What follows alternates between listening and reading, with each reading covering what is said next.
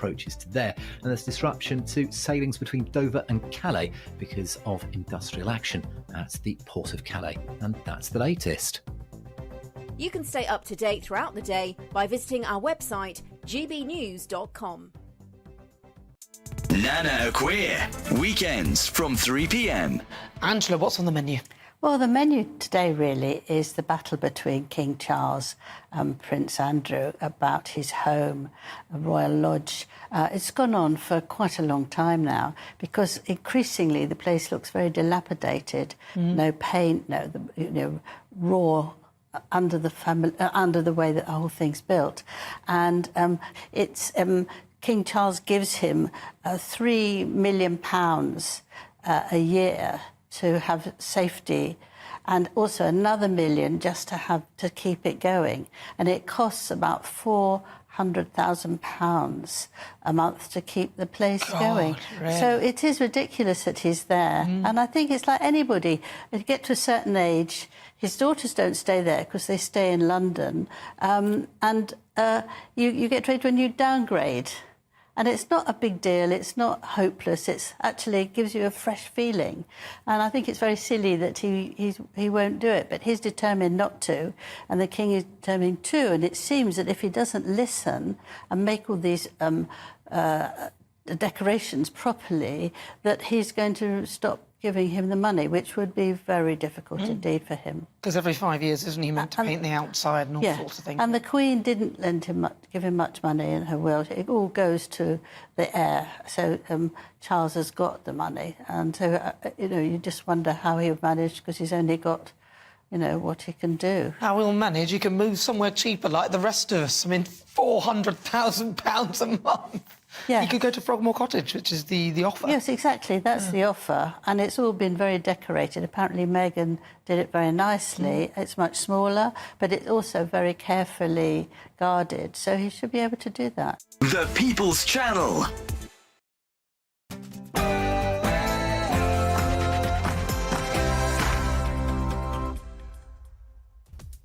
Good morning, it's 9:30. It's the 7th of June. This is Britain's Newsroom on GB News with Ben Leo and me, Nana Aquia. Very good morning to you. Thank you for joining us today. Missing Michael Mosley. The search is on for the TV doctor after he failed to return from a coastal walk on a Greek island. We'll have all the latest as fears begin to grow about his well-being. And Rishi Sunak says sorry. The Prime Minister has apologised for leaving a D-Day event early to record a TV interview yesterday. Now, he's been accused of a dereliction of duty for doing so. And elsewhere this morning, Labour's push for Palestine. Sir Keir Starmer, he's expected to announce support for a Palestinian state ahead of the general election. And Westminster wedding no-show. Prince Harry is expected to miss the Duke of Westminster's wedding today. We'll tell you why.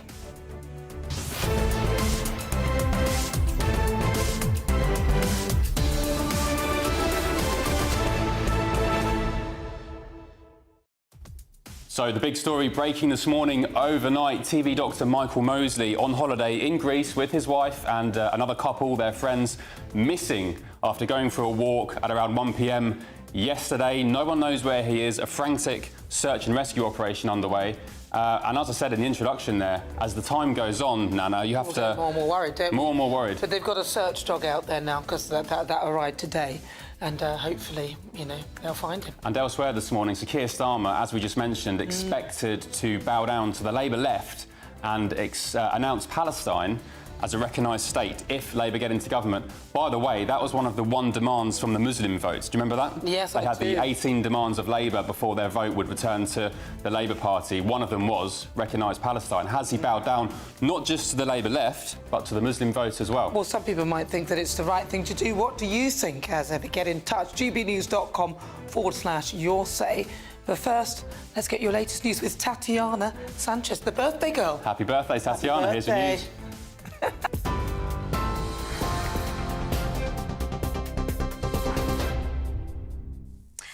Ben, Nana, thank you very much for those birthday wishes. No guessing my name, though. Good morning. The top stories from the GB Newsroom.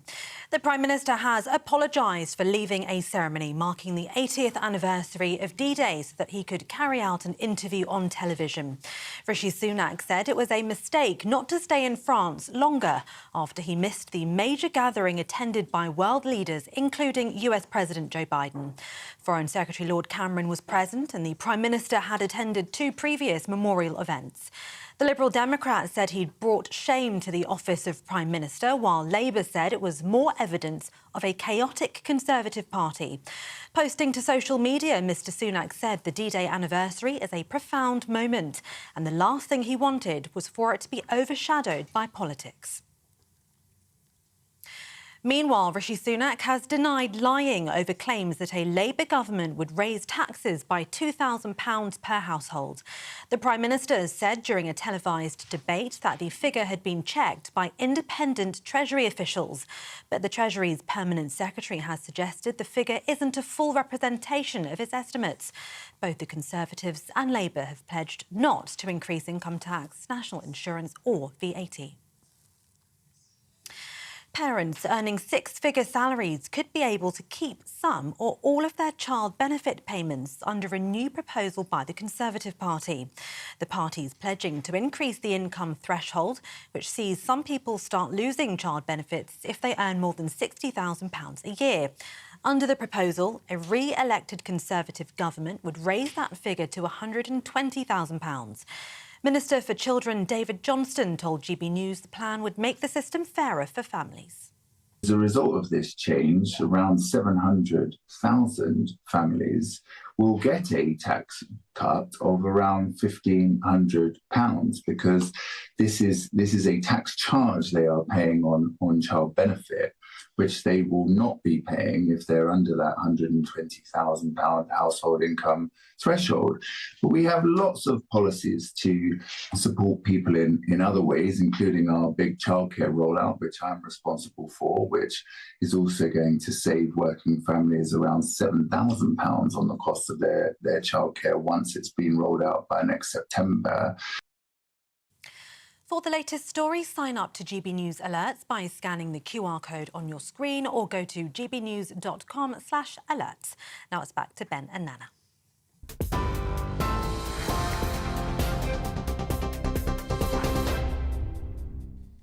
Very good morning to you. 9:35. Ben and Nana seeing you through until midday on Britain's Newsroom. Are you well? I'm good, thank you. How are you? Good, yeah. Looking forward to an action-packed show. So Dr Michael Mosley, of course, is missing. We're going to be going live at some point straight to Greece, getting the latest from there. Former Lib Dem leader Sir Vince Cable's with us, isn't he? We'll be speaking to him. Top of the 11. Going to be asking him about Ed Davey's antics, of course, during this election campaign. But first, let's get stuck into the big political story of the day. Rishi Sunak, the Prime Minister, he's apologised for leaving D-Day commemorations in Normandy early to head back to the UK and return to the general election campaign. I'm not sure what he was thinking, but he left a gathering of world leaders on Omaha Beach for a TV interview. And writing on X, he said, "This anniversary should be about those who made the ultimate sacrifice for our country. The last thing I want is for the commemorations to be overshadowed by politics." He added, after the conclusion of the British event in Normandy, I returned back to the UK. On reflection, it was a mistake not to stay in France longer, and I apologise for that. Meanwhile, Labour would commit to recognising a Palestinian state if they win the next general election. Yeah, and that follows recent election results which suggested the party had lost the support of many Muslim voters, most noticeably in the Rochdale by-election. So, is this a vote winner? Right, well, the columnist and barrister Sam Fowle joins us. Sam, I want to start, first of all, by asking you, what does it mean to say that you are recognising a Palestinian state? What is that about? Because a lot of people don't understand that wording alone. What is it? Yeah, sure. Well, a state is a recognition, it's a legal entity in the international system. So statehood means you can sign treaties, it means you get... not necessarily become a member of the UN, but you're more likely to be recognised as a member of the UN. It also means you're held to account. And for me, that's really important, because once you're a state, you're expected to behave according to the standards that we set for states. So I think it's really important that when we recognise states, that comes with duties and also rights as well. So that would be like, so is that a location that they will now understand is Palestine, and their people can then say we're Palestinian, so now we can say we are a state, so therefore we can have a presence on the international stage? Yeah, that's right. And a state usually combines two things, right? It combines a people, so that's a group with a shared history, a shared culture, a shared identity, and it combines that with a landmass. And so isn't that the problem, the landmass? Where would that be? Well, according to the Oslo Accords, there's a very clear agreed definition of where the Palestinian state would be, and that's set out in the Oslo Accords, which were a path towards that statehood, and that includes the Gaza Strip on one side and the West Bank on the other, which takes into account East Jerusalem. And so this is we can't pretend this is simple, right? There's definitely complexities, but the basic areas are these two blocks. Last question on the actual semantics of a state. So, of course, the Palestinian people elected Hamas to govern them in 2006. Does that mean that if Palestine was a recognised state internationally, you'd have Hamas members at international gatherings, perhaps at the UN and so on? Well, it wasn't the Palestinian people that elected Hamas. It was only in Gaza that Hamas were elected. The Palestinian Liberation Organization are recognised as the legitimate representatives of the Palestinian people. So I think it would be more likely that you'd have whoever was the leaders of the PLO at international gatherings. OK, and I mentioned this in the top of the introduction, top of the show. There were a list of demands, 18 demands from the Muslim Vote, this organisation who are trying to pretty much punish Labour for their previous stance on the Israel-Gaza war. One of them was recognise Palestine as a state. In addition, by the way, to end military ties with Israel, change the definition of Islamophobia and extremism and so on and so on. But that key one, recognise Palestine as a state. Some would argue this morning that if Sir Keir Starmer does do this, and it's announced in the Labour manifesto next week, it is a bow down not just to the Labour left, but to this Muslim vote, this group. I actually honestly don't think it matters whether he's doing it because of political pressure from one side or another. This isn't domestic politics. This is international relations. And I think it's much more important. But it's not, though, is it? This international situation in the Middle East is having an effect on our domestic politics. Sure, and we need our politicians to look at it from the international relations perspective and say what is going to help end the conflict. But why now, though? Because it feels, if some people may look at that and say it's a bit of a divisive move, specifically to grab the Muslim vote. It feels many Jewish people might look at that and say, well, they've turned their back on the Jewish vote.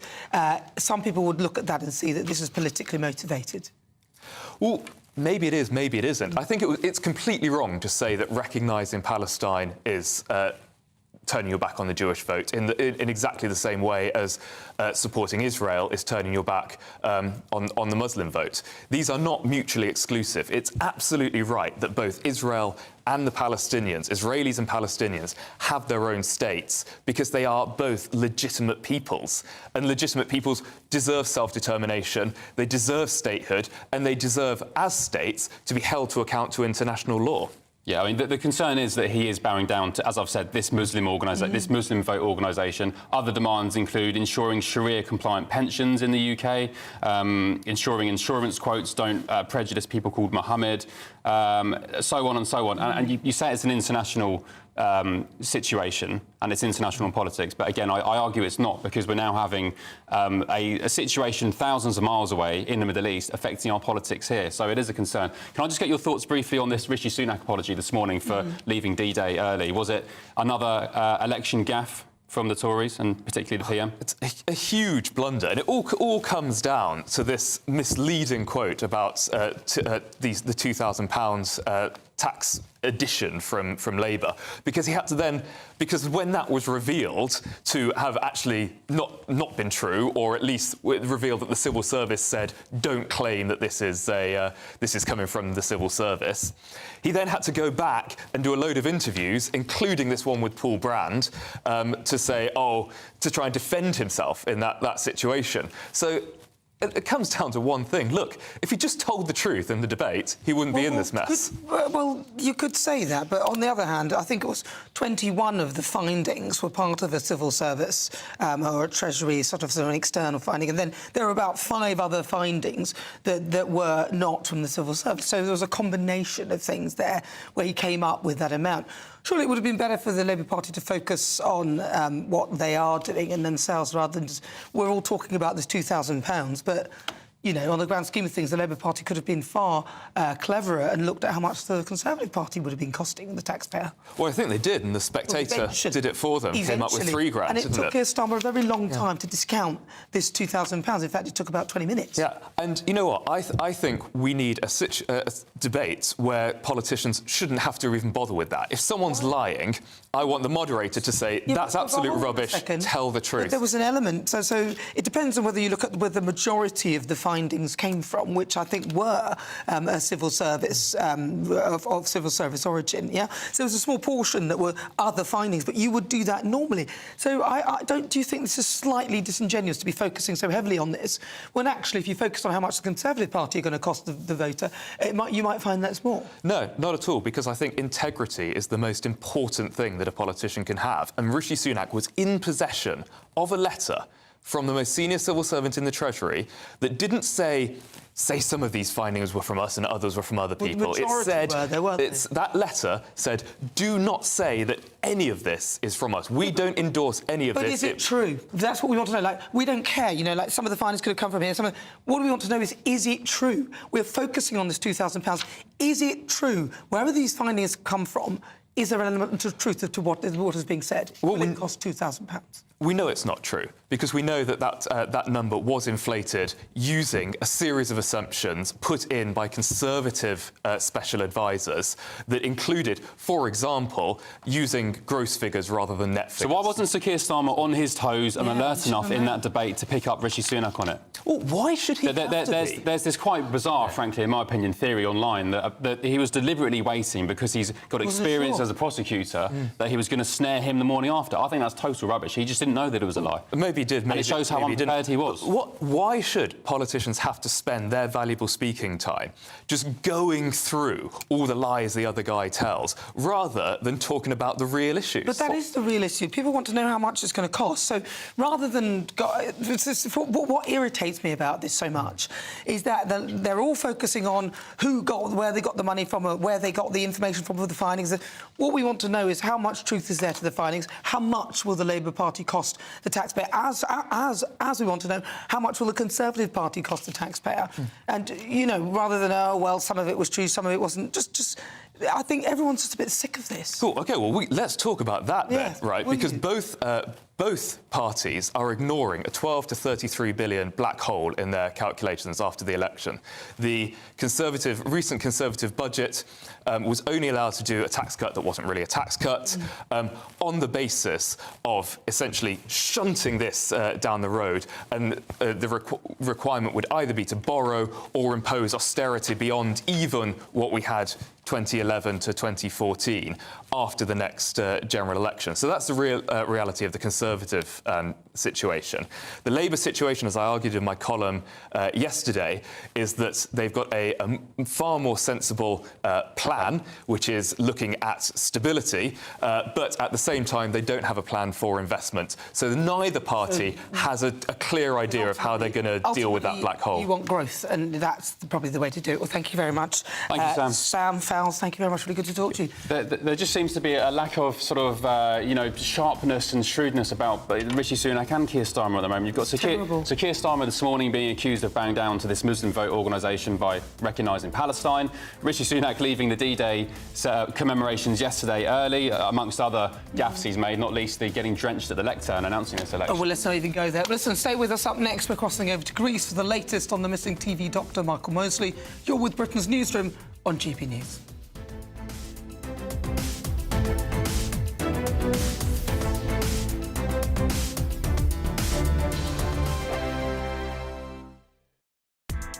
Join me, Nana Akweer, for an informative, interactive news programme with a difference. It's fun. It's true. You're not wrong. No one will be cancelled. Lovely.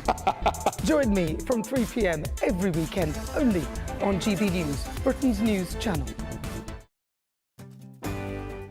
I'm Michael Portillo. This is GB News, the People's Channel, Britain's news channel.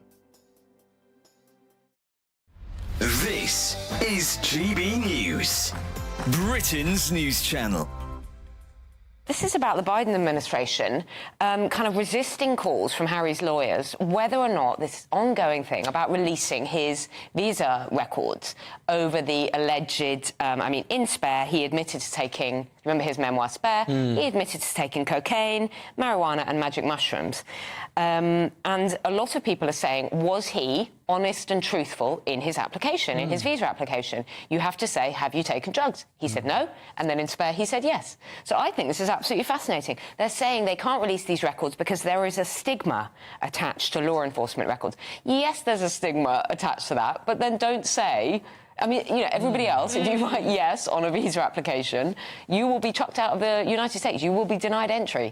So I think this is fascinating that on this issue of whether there is a stigma for Harry or not, he can have his law enforcement records not released into the public domain. The bottom line is, do we want him back? So what's interesting is it seems to be becoming a political dividing line in the States because Biden is the administration trying to do Harry a favour by keeping them under wraps, but Trump has promised that he will, that the file will be made public if he wins again. Trump's been very strong on this. He said, if Harry lied, then he's out. The one thing about America is their politicians make ours look sane. Which is saying something. I'm slightly confused about this whole story because, OK, sure, Prince Harry has said this. How many pop stars, rock stars, movie stars, like every the difference is, well, I don't think it's just British. I think millions of Brits, to be fair to them, lie on the form every year. Millions of people from around the world lie on the form every year. Not, of course... I'm not going to name any pop star specifically, but I would be mightily surprised if any hadn't indulged in what... Yes, but of course they haven't given written evidence in their biography that they have, and that's the difference. Britain's election channel. Join me, Neil Oliver, every Sunday night at 6 p.m. on GB News. And if an hour is not nearly enough for you, go to gbnews.com for special extended episodes online every Friday at 9 p.m, where we can truly get into the nitty-gritty of what's going on. GB News, Britain's news channel. I'm Emily Carver. This is GB News, Britain's news channel.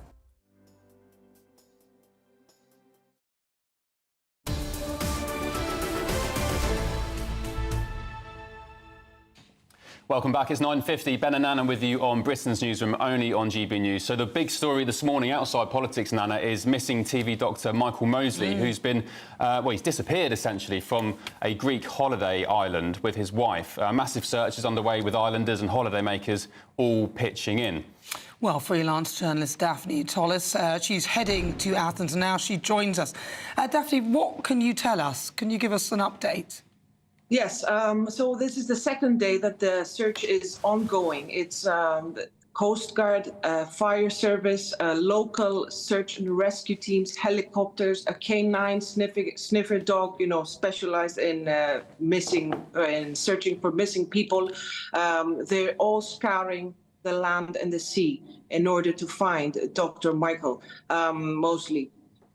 He disappeared, essentially. He went on a walk. That's what we know. His wife is there on the island. They arrived on Tuesday.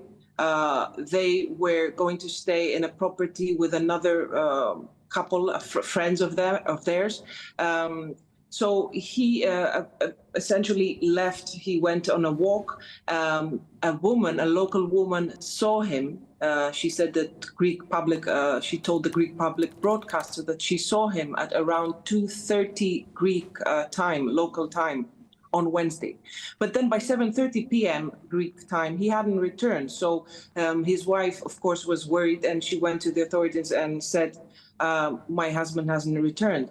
And the authorities said, we will file a missing persons report, but we have to wait up to 24 hours. In the end, they didn't. Earlier in the morning, on Thursday morning, 10:30 in the morning, she filed the missing report, and all all investigations began on the island. They brought a helicopter from Athens, which is stationed in Rhodes, the island of Rhodes, which is very close to Symi by boat. Symi is a small island, very idyllic, the scenery. It's a beautiful island. Many tourists go there. Many British tourists go there. Italians go there for sailing. It's also like a popular sailing destination. It has beautiful beaches, most of which are actually reachable only by boat. There is a small beach that you can reach by walking. It's rugged, it's cliffy, it's rocky. So now the authorities are thinking, the police spokeswoman told me everything possible. Did he faint? Did he have a stroke? Did he have a heart attack? Was he injured? Was he bitten by a snake? Did he faint because of the heat wave? We've had a heat wave this week. Yeah, 37 degree heat, I understand. The mayor of Symi, of the island, said that he believed Michael had possibly fallen into the sea, as you mentioned, maybe after having a heart attack or some other medical incident. What's crime like on the islands, Daphne? Just very briefly in 20 seconds. It's not. It's a very peaceful island, holiday destination for families. It's really serene. There's no really any crime whatsoever. We've had cases in other islands on Crete, which is a much bigger island in the past. Not many, but not on Symi. Thank you, Daphne. Appreciate it. Thank you for your expertise, and our thoughts go to Michael's family. Fingers crossed he's found safe and well. Right, well, still to come, the Prime Minister says that he's sorry for leaving a D-Day event early. Is an apology enough? This is Britain's Newsroom on GB News, the People's Channel, and of course, at the moment, Britain's election channel. Stick with us. We'll be back in a sec, but Catherine has your weather. A brighter outlook with Box Solar, sponsors of weather on GB News. Good morning. Welcome to your GB News weather update from the Met Office. It's another case of sunny spells and showers, especially in the north, and also breezy, giving a cool feel. So to start this morning, we've got a band of rain across Northern Ireland, parts of South Scotland moving its way south and eastwards. Behind that, another day of blustery showers developing, but cloudier conditions into the afternoon across the south, with a few showers bubbling up, but most places here staying largely dry. It is still going to be on the breezy side, especially in this outbreaks of rain and in the north with the showers, but in any sunshine, perhaps up to 20, but much cooler in the north. So through this evening, we've still got some showers continuing, but across the south, most of these should start fading away. We'll see some late evening sunny spells. This is where we've got focus for some showers through the afternoon. Some dry weather across Northern Ireland and into northern England as well, but still a focus for some heavy showers. Some of these still could be quite thundery, and even with the risk of hail even into this evening. So through the rest of the night, those showers are going to be continuing to move in on that brisk wind in the north. Some cloud generally across parts of north and western parts of the UK. Some clearer skies further at the south and east you go. And here it could turn quite chilly. We may even see a touch of grass frost, but elsewhere still underneath clear spells dropping into the single figures. To start Saturday morning, then, we've got a band of showery outbreaks of rain across northern parts of England and into Wales. That will gradually sink its way southward. And once again, a similar picture, driest across the south, where we'll see some sunshine, but blustery showers still continuing in the north. Some of the heavy with the odd rumble of thunder and a brisk wind, giving that cool feel as well, but highs of 20 degrees. That warm feeling inside from Boxed Boilers, sponsors of weather on GB News.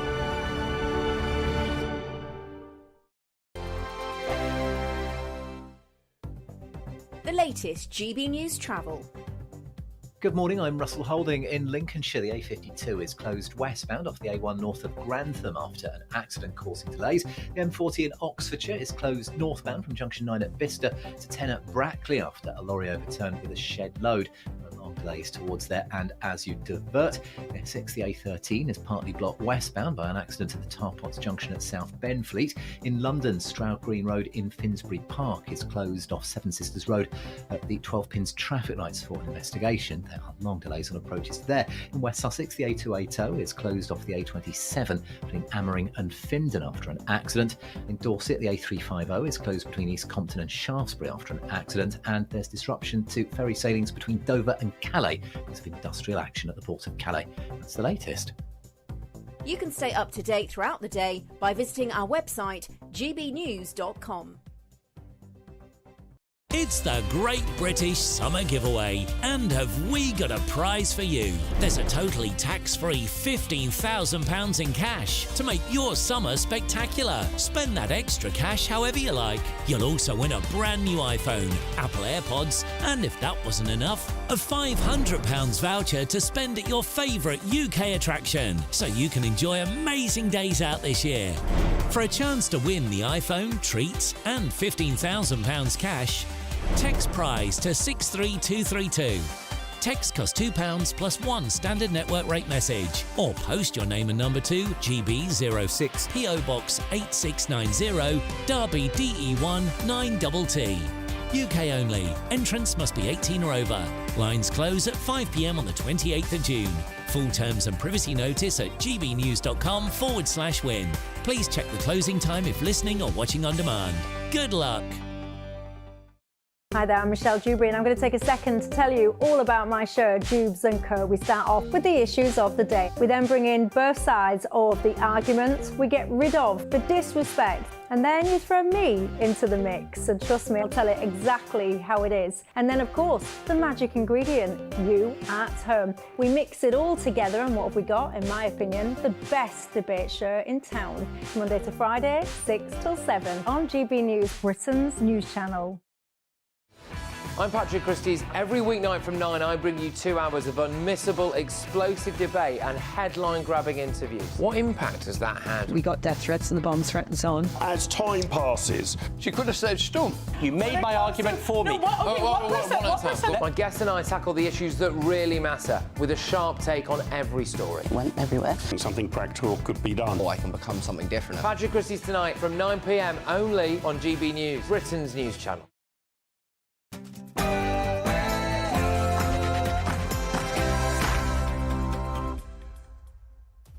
It's 10 a.m. on Friday, 7th of June. This is Britain's Newsroom with Ben Leo and Nana Aquia, only on GB News. Right, well, missing Michael Mosley, the search is on for the TV doctor after he failed to return from a coastal walk on the Greek islands. We'll keep you updated. Rishi Sunak says sorry. The Prime Minister has apologised for leaving a D-Day event early to record a TV interview back in Britain. He's been accused of a dereliction of duty for doing so. Labour's push for Palestine, Sir Keir Starmer, is set to announce support for the Palestinian state ahead of the general election. And Taylor Swift's billion-dollar tour comes to Scotland as excited fans queue up more than 48 hours, you heard that right, before her first show.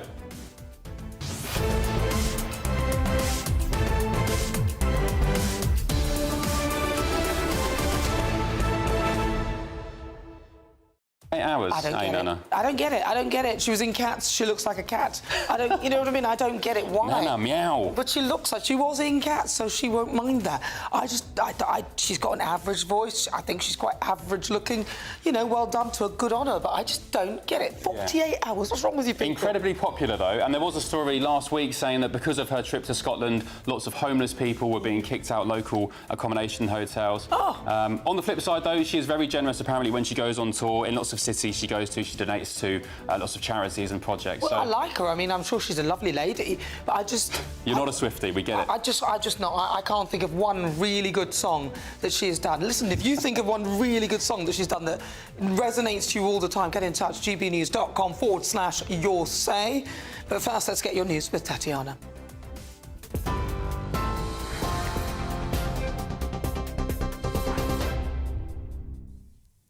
Nana, thank you. The top stories this hour. The Prime Minister has apologised for leaving a ceremony marking the 80th anniversary of D-Day so that he could carry out an interview on television. Rishi Sunak said it was a mistake not to stay in France longer after he missed the major gathering attended by world leaders, including US President Joe Biden. Foreign Secretary Lord Cameron was present, and the Prime Minister had attended 2 previous memorial events. The Liberal Democrat said he'd brought shame to the office of Prime Minister, calling the move a dereliction of duty, while Labour said it was more of a chaotic Conservative party. Posting to social media, Mr Sunak said the D-Day anniversary is a profound moment, and the last thing he wanted was for it to be overshadowed by politics. Meanwhile, Rishi Sunak has denied lying over claims that a Labour government would raise taxes by £2,000 per household. The Prime Minister said during a televised debate that the figure had been checked by independent Treasury officials. But the Treasury's Permanent Secretary has suggested the figure isn't a full representation of its estimates. Both the Conservatives and Labour have pledged not to increase income tax, national insurance or VAT. Parents earning 6-figure salaries could be able to keep some or all of their child benefit payments under proposals put forward by the Conservative Party. They say that a re-elected Conservative government would increase the income threshold, which sees some people start losing child benefits if they earn more than £60,000 a year. The government says it would raise that figure to £120,000. Minister for Children David Johnston told GB News the plan would make the system fairer for families. Of this change, around 700,000 families will get a tax cut of around £1,500 because this is a tax charge they are paying on child benefit, which they will not be paying if they're under that £120,000 household income threshold.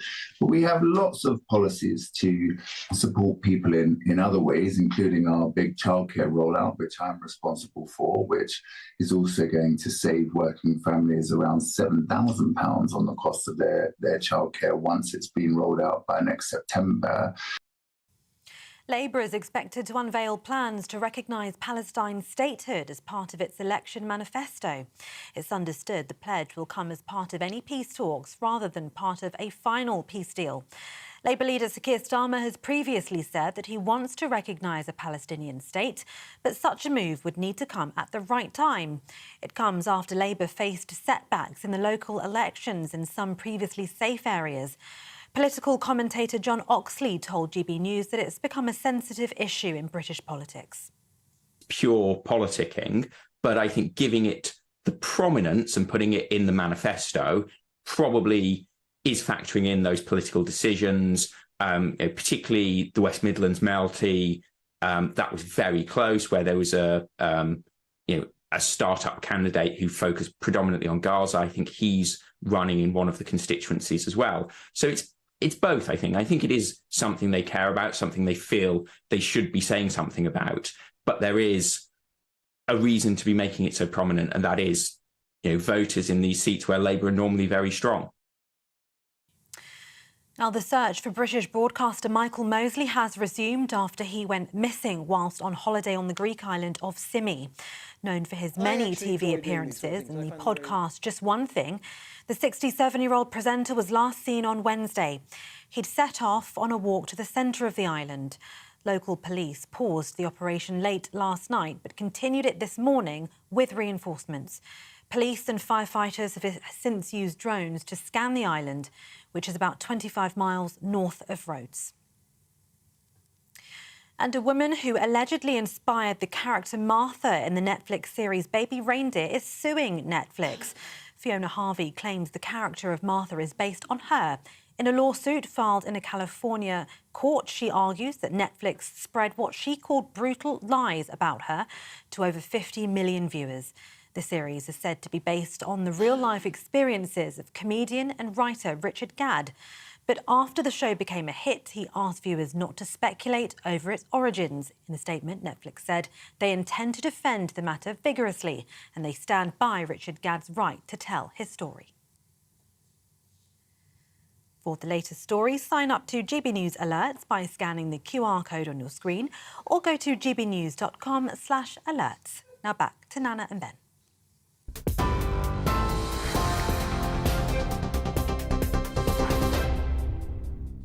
Thank you, Tatiana. 10:07, Ben and Nana with you on Britain's Newsroom. Lots of criticism, of course, this morning about Rishi Sunak leaving the D-Day commemorations early. But, Nana, did you see Joe Biden and his antics? That's the thing. They're going on about Rishi Sunak, and I appreciate that he was foolish to leave early. I don't think it was wise.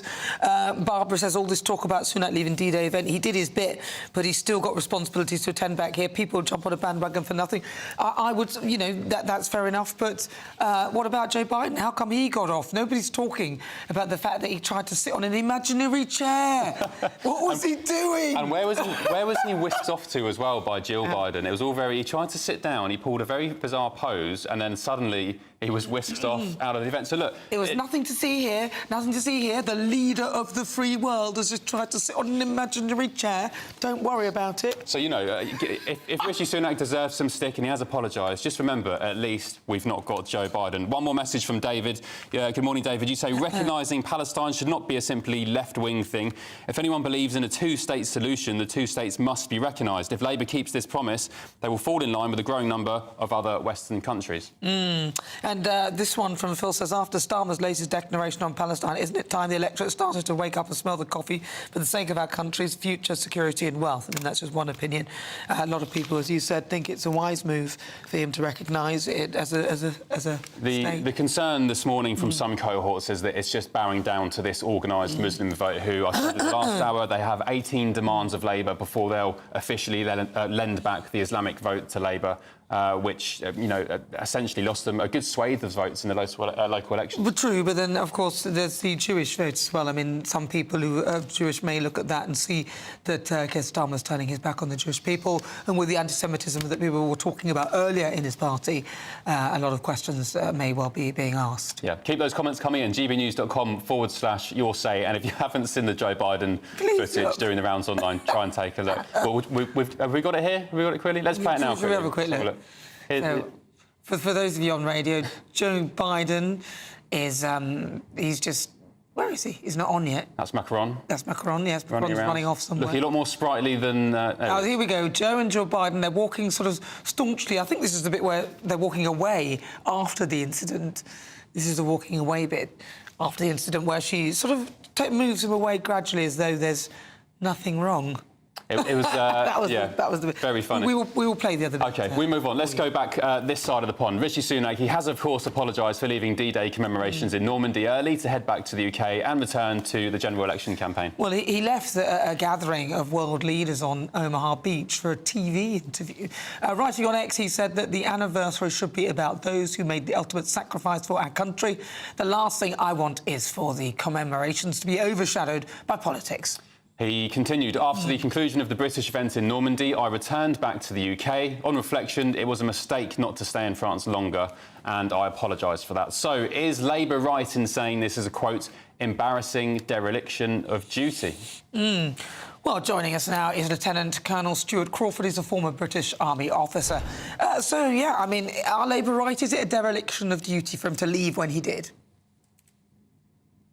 Well, I think I'd have to agree with the Labour comment on that he should have stayed with the other world leaders for that subsequent part of the commemorations. And I think the fact that he chose to fly back to the UK to take part in a pre-recorded interview, which won't go out until next week, about tax, about money, shows you exactly where he's coming from. He's not a great political, he's not a people person, he's a money man, and that took precedent. OK. Can I just bring this in, because somebody did point out on in the messages, Nigel Farage savages France after D-Day paratroopers are forced to show passports. What was that about? We had the paratroopers coming down, and then they had to show their passports and almost check in because we're not in the EU. I just... Did that not sort of look you seeing that? Well, I mean, that's bureaucracy run wild, really, and lots of jobs worth, you know, using what little power they have in their positions to impose it on others in completely inappropriate circumstances.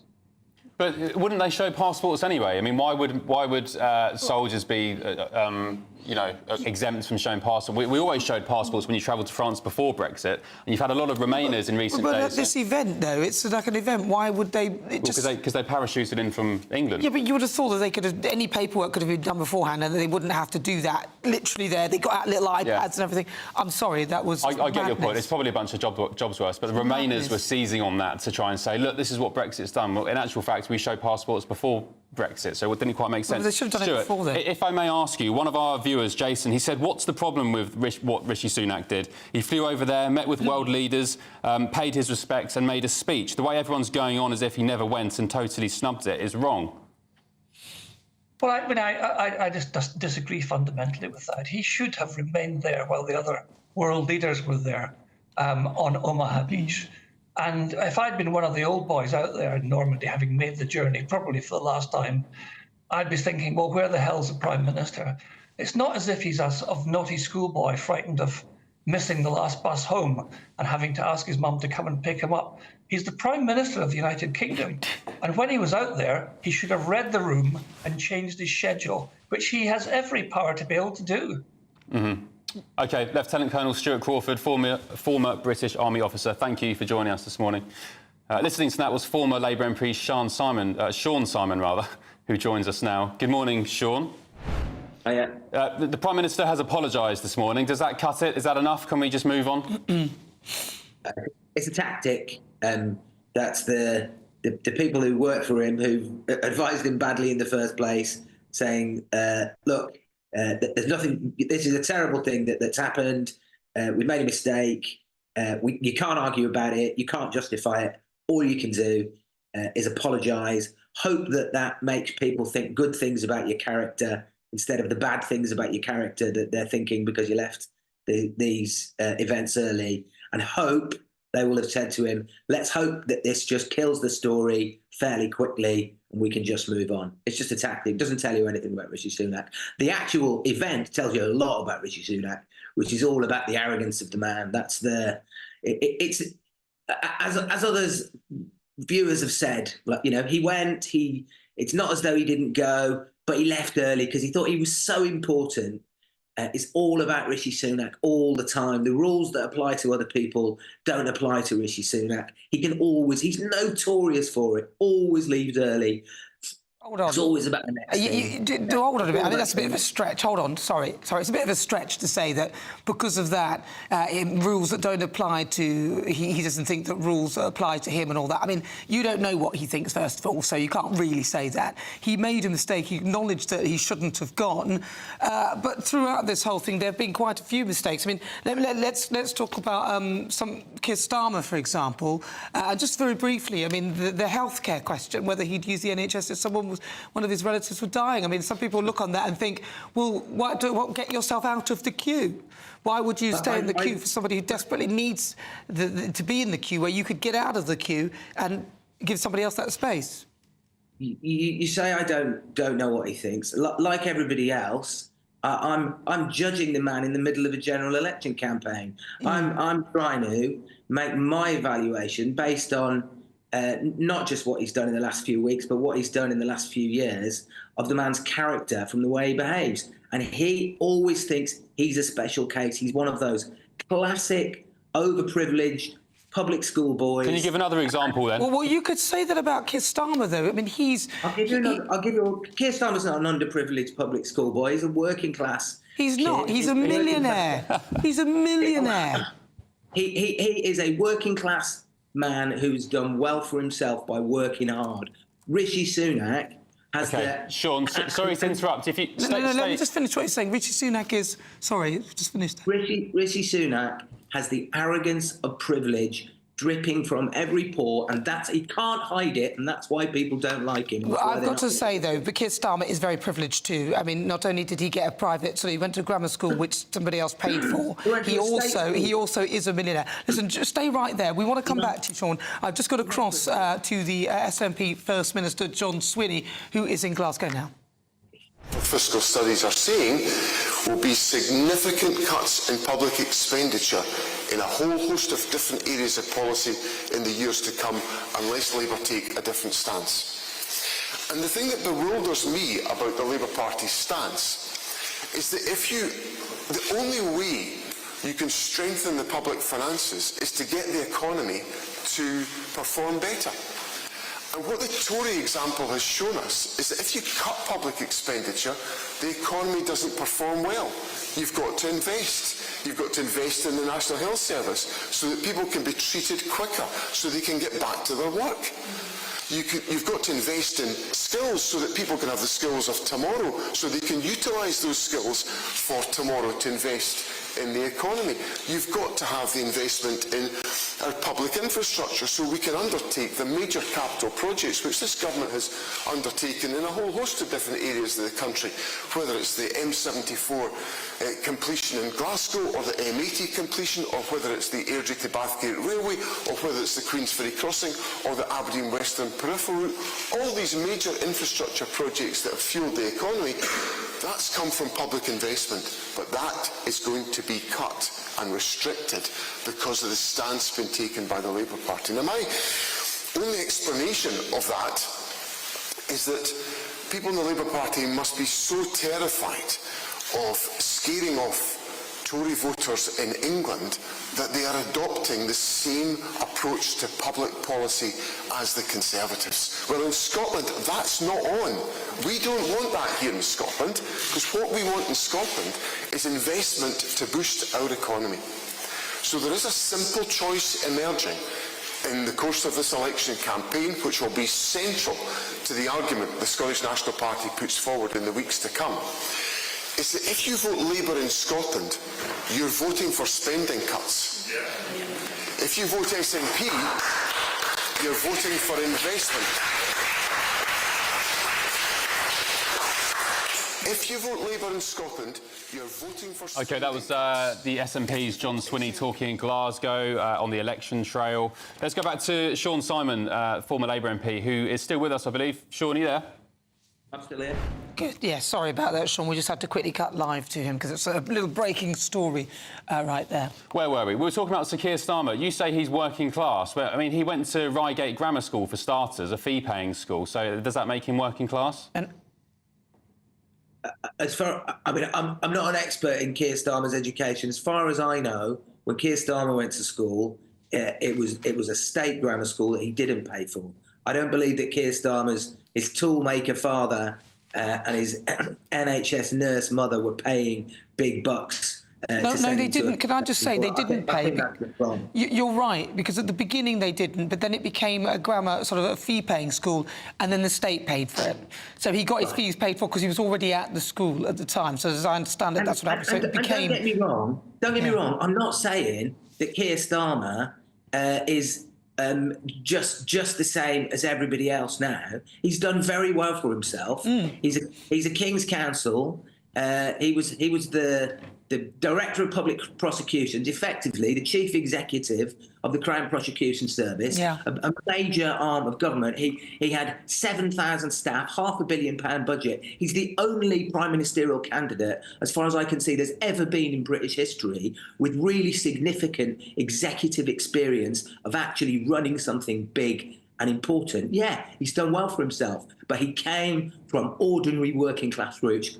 Rishi Sunak went to Winchester School, and many people who go to Winchester School are really lovely. They are humble, grounded, kind. Rishi Sunak is arrogant to his pores, and you can see it dripping out of him. But Rishi Sunak's parents, so Rishi Sunak is the son of immigrants who came here probably and set themselves up in this country as well, so they wouldn't have been ridiculously wealthy either. So you could argue the similar case for Rishi Sunak, that his parents worked very hard. They would have been ridiculously wealthy to pay the fees at Winchester School, which I believe they did pay. Yeah, but what I'm saying is the origins, but I don't think they came here as millionaires, is what I'm saying. In the same breath that you're talking about Keir Starmer's family, I'm just saying that Rishi Sunak also started in very modest means as well. I mean, he may have, struck gold, done really well, married Chakraborty, who's a billionaire and all that, and that's great, but he also came from humble means. And he gets some very nice, humble, down-to-earth billionaires. You really do. I know some. It is his wife who's the billionaire. He's not one of those.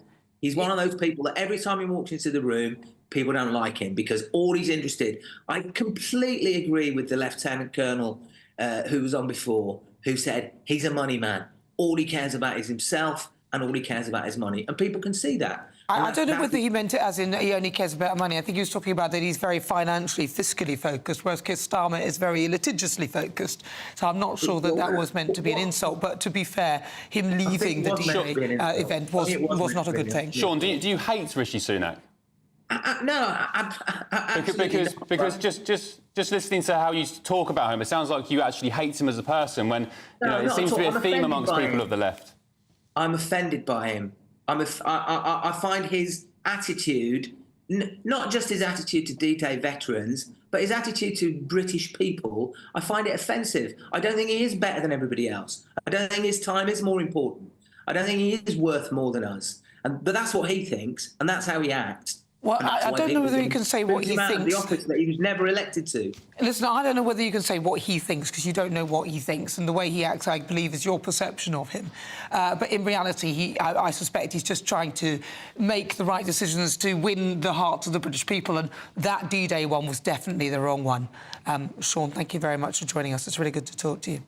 I just wanted to ask that question because it seems that a theme amongst the left, especially about people, they hate their political rivals as people. I mean, a lot of people on the right just don't agree with the left's ideas, whereas the left seems to think the right are genuinely evil people, and sometimes it gets very toxic. But then I don't know about this left and right thing. I think there's a line somewhere, but it's not quite that straightforward. But listen, stay with us. Still to come, a Tory election wipeout will cost the taxpayer a bomb.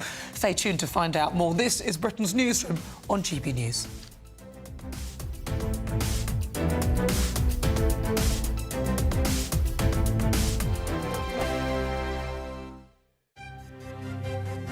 GB News Breakfast, every day from 6 a.m.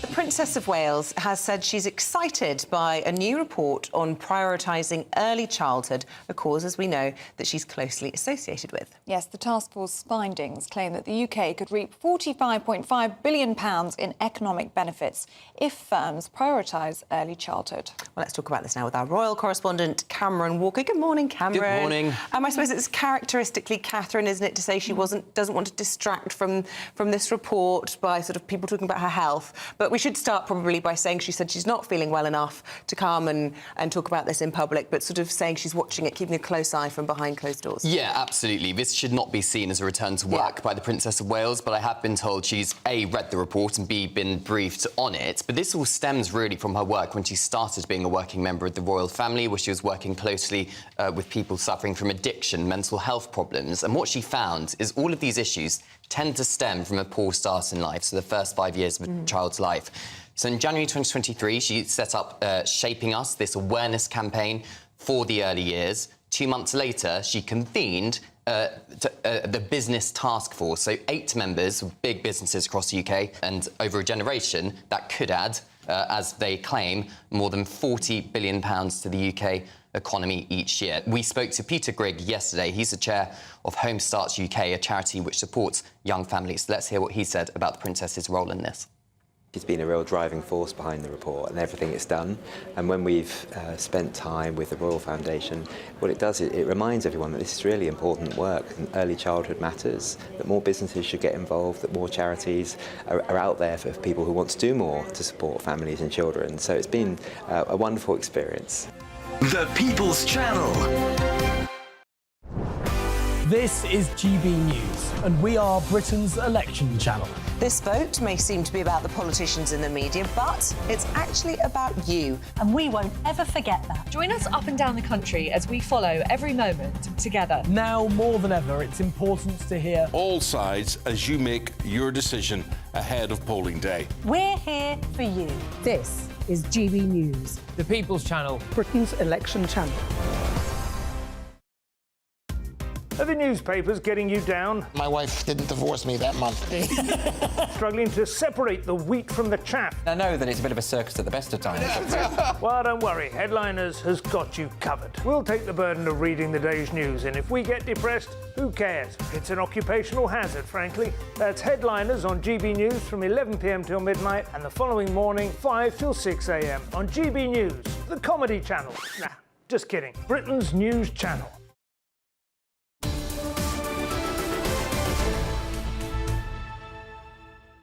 Good morning. It's fast approaching 27 minutes after 10 o'clock. This is at GB News, and we're joined by political commentator Emma Webb and also author and broadcaster Amy Nicol-Turner. Right, I want to start with this story. All 21 genders are officially recognised by the NHS and what they really mean. Emma Webb. I'm surprised it's only 21, given that Exactly. it's the NHS. I mean, it's Pride Month. This is what we've come to expect now. It's obviously ridiculous, and Amy and I disagree quite strongly about this. I think Amy would say that maybe with that sort of alphabet of chromosomes that there could be 21 sexes rather than just genders. But no, I mean, it's obviously crazy, and it fits into the many stories we've seen about things like chest feeding within the NHS. So let's but it's just... worrying in healthcare, right? Because it's anti-scientific. It's well, unfactual. you're not reading it properly. It's genders and sexualities. It's also a really old story, and it's a tired story. And I think if it's Pride Month, can't we do a little bit better with what we're talking about? Because stories like this... Well, it's the truth. It's not a story. They recognise all 21 genders. They feed misunderstandings about the trans community, and they feed into prejudice. And that has real-world effects. OK, well, look... We've seen the erosion of trans rights over time. Amy, feelings... Oh, you're just making that back from it being Hang on a hijacked minute. by transgender activists. So we were one of the top countries in Europe for LGBT acceptance in a British Attitude Survey. We have fallen to 17th place. Why do you think that is? Stories Is that like because this, it's been hijacked by radical stories like activists this who have don't help. undermined... No, it's been hijacked by the right-wing press who are obsessed with trans. I think it's been hijacked lives. by people dressing as kinky puppies and things how like that. do you So the know- pride has ceased to be about How do you know homosexuality that and it's has become been about happening? Have you seen it? We've with seen your eyes? videos of drag artists. Have you not seen men dressed up as babies and things like that? No, we've seen videos online. There was a drag artist from RuPaul's Drag Race performing in front of children down south. There's a video online, angle grinding his crotch in front of... That's one example. But you are looking for needles in a haystack. OK, let me... bringing those to the public attention constantly, which is fueling hate, which is why hate crimes have like risen, 21 trans people are having their rights taken away. Hold on 1 second, Emmy. The NHS are recognising 21 genders. And yeah, but there aren't 21 genders, are there? There's just two. There's male and female. What are the other stuff? Yeah, no, but give me three of these genders. Give me some. Asexuality, bisexuality, heterosexuality. Yeah, but those are sexualities that, You're going to be here till the break. Really, this is not a story. But the genders aren't the sexualities, are they? That kind of insanity is the reason why people... Yes, people are very accepting of, in Britain, overall, of people having different sexual identities, as it's being phrased here, but it's the crazy radical stuff and silly stuff like there being 21 genders that is the reason why people are getting sick of it, because it's so mad. It's things like chest feeding, it's things like drag queens performing in front of children. That's the reason why people are becoming intolerant. Little evidence for those things, and this is exactly what happened with Section 28. Little evidence for very what? little material, Little very evidence little evidence, but what? lots of public emotion. Amy, little evidence for what? You said all these stories. It isn't. It's well, no. not This is telling you about that it's recognising it. This is like one pride flag that was at one NHS hospital. OK, when you go to the NHS for breastfeeding, you don't encounter people saying chest feeding. OK, forget... Only you read about it in the newspapers. Amy, forget everything else that you're talking about. On this particular story, the NHS is swallowing more than £700 million a week. It doesn't work. Nothing works in the NHS. There's calls for more money in this bottomless pit. That said, is it right that Royal Stoke Hospital has made a banner declaring the NHS hospital now welcomes 21 different genders and sexualities? Is that a good use of NHS money? You are bothered yes or no? about a banner yes or no? in one hospital trust. Is it good use of NHS money? £3.50. It's not going to cost £3.50 at all. A lot more they had the wrong priority. They had £12,000 LGBT rainbow crossings, and it cost 12 grand a hospital. They spent thousands on that. So this is what we're talking about. They have to pay out of their own pocket. This is absurd. It's like pride is so necessary that up until the year 2000, gay people weren't allowed to serve in the army. They have not been compensated yet. There are still real issues with prejudice in this country. Yeah, we need to talk about pride. Prejudice against homosexuals within within this movement. So there are people who have very rightly criticised the trans movement, criticised those who have hijacked Pride, criticised the addition of all of these other things onto the Pride flag, because there is a latent homophobia within the trans movement. That's the argument made by some gay people who would argue that actually the position you're arguing for is discrimination against them. That is the position taken by some prejudiced gay people who do not accept transgender people. I cannot really love at a time when transgender hate crimes are soaring. You're accusing them of having a false consciousness. Increasingly having their rights taken away from them, and all you do is laugh. There's an argument that the trans movement itself is inherently deeply homophobic because it's telling young gay kids who are confused about their sexuality that you're not gay, there's something wrong with you, go down this dark pathway and chop your genitals off. I think if that's the advice that the doctor's giving them, they're not giving the right advice. Well, as you know, but that is being incredibly left well, listen, as you know, that a lot of people are given that advice quite swiftly with very little. They are given put down a pathway of that quite swiftly without actually properly being. There's no swift pathway to that. Well, there does seem to be. Some of the people saying they only had a half-hour interview with someone and then suddenly they're being given puberty blockers. So those puberty are the things. blockers don't chop off your body. Yeah, but that's the beginning of the pathway. That's the beginning of the pathway, isn't it? You're being put on a medicalised pathway. Well, the whole point is that it pauses the pathway. Well, not really. No, but you're being put on. My point is this: it's a medicalised pathway, so you're taking medication. Thank you very much to both of you, Amy Nicol-Turner, and also I'm looking at you. I've forgotten your name. Emma Webb. Emma Webb. That's what happens to you when you get over 50, darling. It's the menopause. It's the menopause. Right, well, stay with us, but now let's get your latest news headlines with Tatiana Sanchez.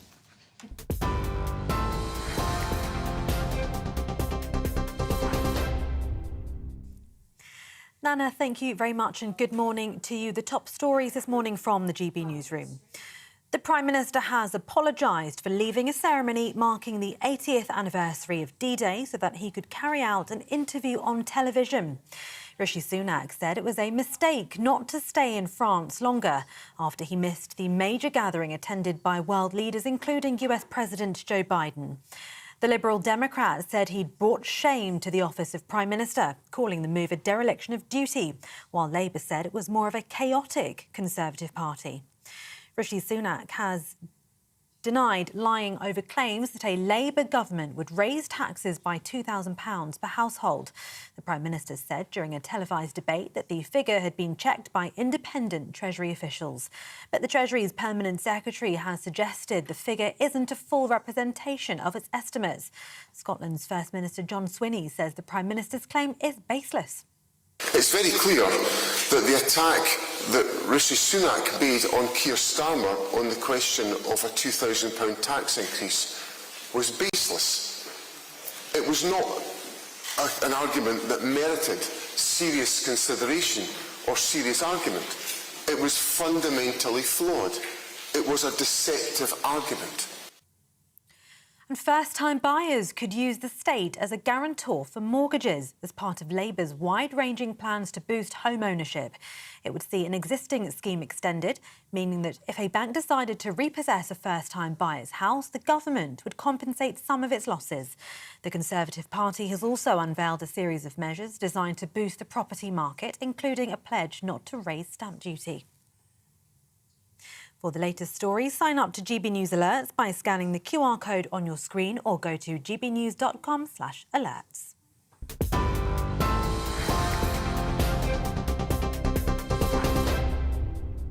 Cheers Britannia Wine Club proudly sponsors the GB News Financial Report. Here's a quick snapshot of today's markets. The pound will buy you $1.2789 and €1.1745. The price of gold is £1,833.19 per ounce, and the FTSE 100 is at 8,243 points. Cheers Britannia Wine Club proudly sponsors the GB News Financial Report. The latest GB News travel. Good morning, I'm Russell Holding. On the M62 in East Yorkshire, there's a lane closed westbound. Someone's broken down between junctions 37 and 36 from Houghton to Goole. In Lincolnshire, the A52 is closed westbound off the A1 north of Grantham after an accident. The M40 in Oxfordshire is closed northbound from junction 9 at Bicester to 10 at Brackley after a lorry overturned. There are long delays towards there and as you divert. On the M1 in Bedfordshire, the northbound exit at junction 11 for the A505 near Dunstable is partly blocked where a lorry's broken down, causing delays. In London, Stroud Green Road in Finsbury Park is closed off Seven Sisters Road. The 12 pins traffic lights for an investigation with long delays on approaches to there. On the M5 near Bristol, there's a lane closed northbound after an accident between junctions 17 and 16 from the Cribs Causeway to Aztac West, causing delays. And there's disruption to ferry sailings between Dover and Calais because of industrial action at the port of Calais. That's the latest. You can stay up to date throughout the day by visiting our website, gbnews.com. This is GB News, Britain's news channel. D-Day was shrouded in secrecy. Ken Hay was days away from landing in Normandy and still didn't know what was happening. I don't think we really appreciated what we were going into. Actually, on D-Day, I was on a 30-mile route march, and we see the planes going over and that sort of thing.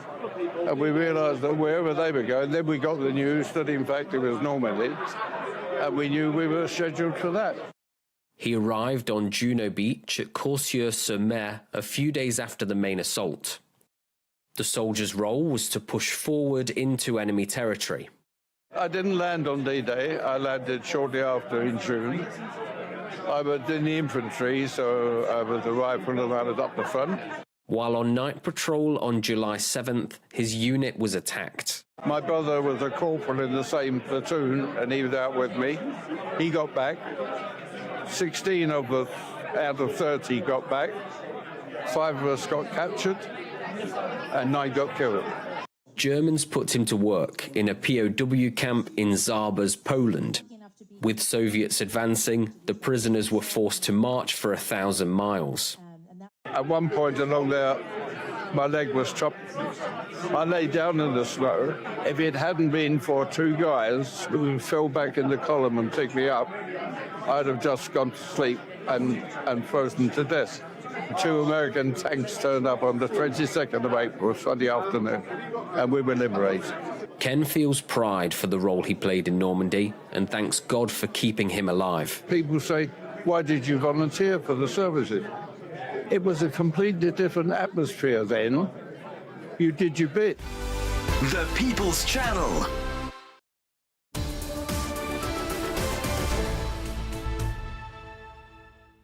Good morning, 39 minutes after 10 o'clock. If you just tuned in, where have you been? Oh, what, asleep? Fair enough. I'm Nana Quinn. This is Ben Leo. It's Britain's Newsroom. Now, throughout the election campaign, we'll be hearing from people across the United Kingdom about what really matters to you. Yes, and today, for the first time, we meet Matthew from Oldham. I'm Matthew Worley. I'm 46 years old and I live in Oldham, Greater Manchester. So one of the main issues to me is immigration. I think the illegal boat crossings need to be dealt with quite urgently. It's just unbelievable the amount of people that they're letting in the country. I don't think the Tories know what they're doing, to be fair.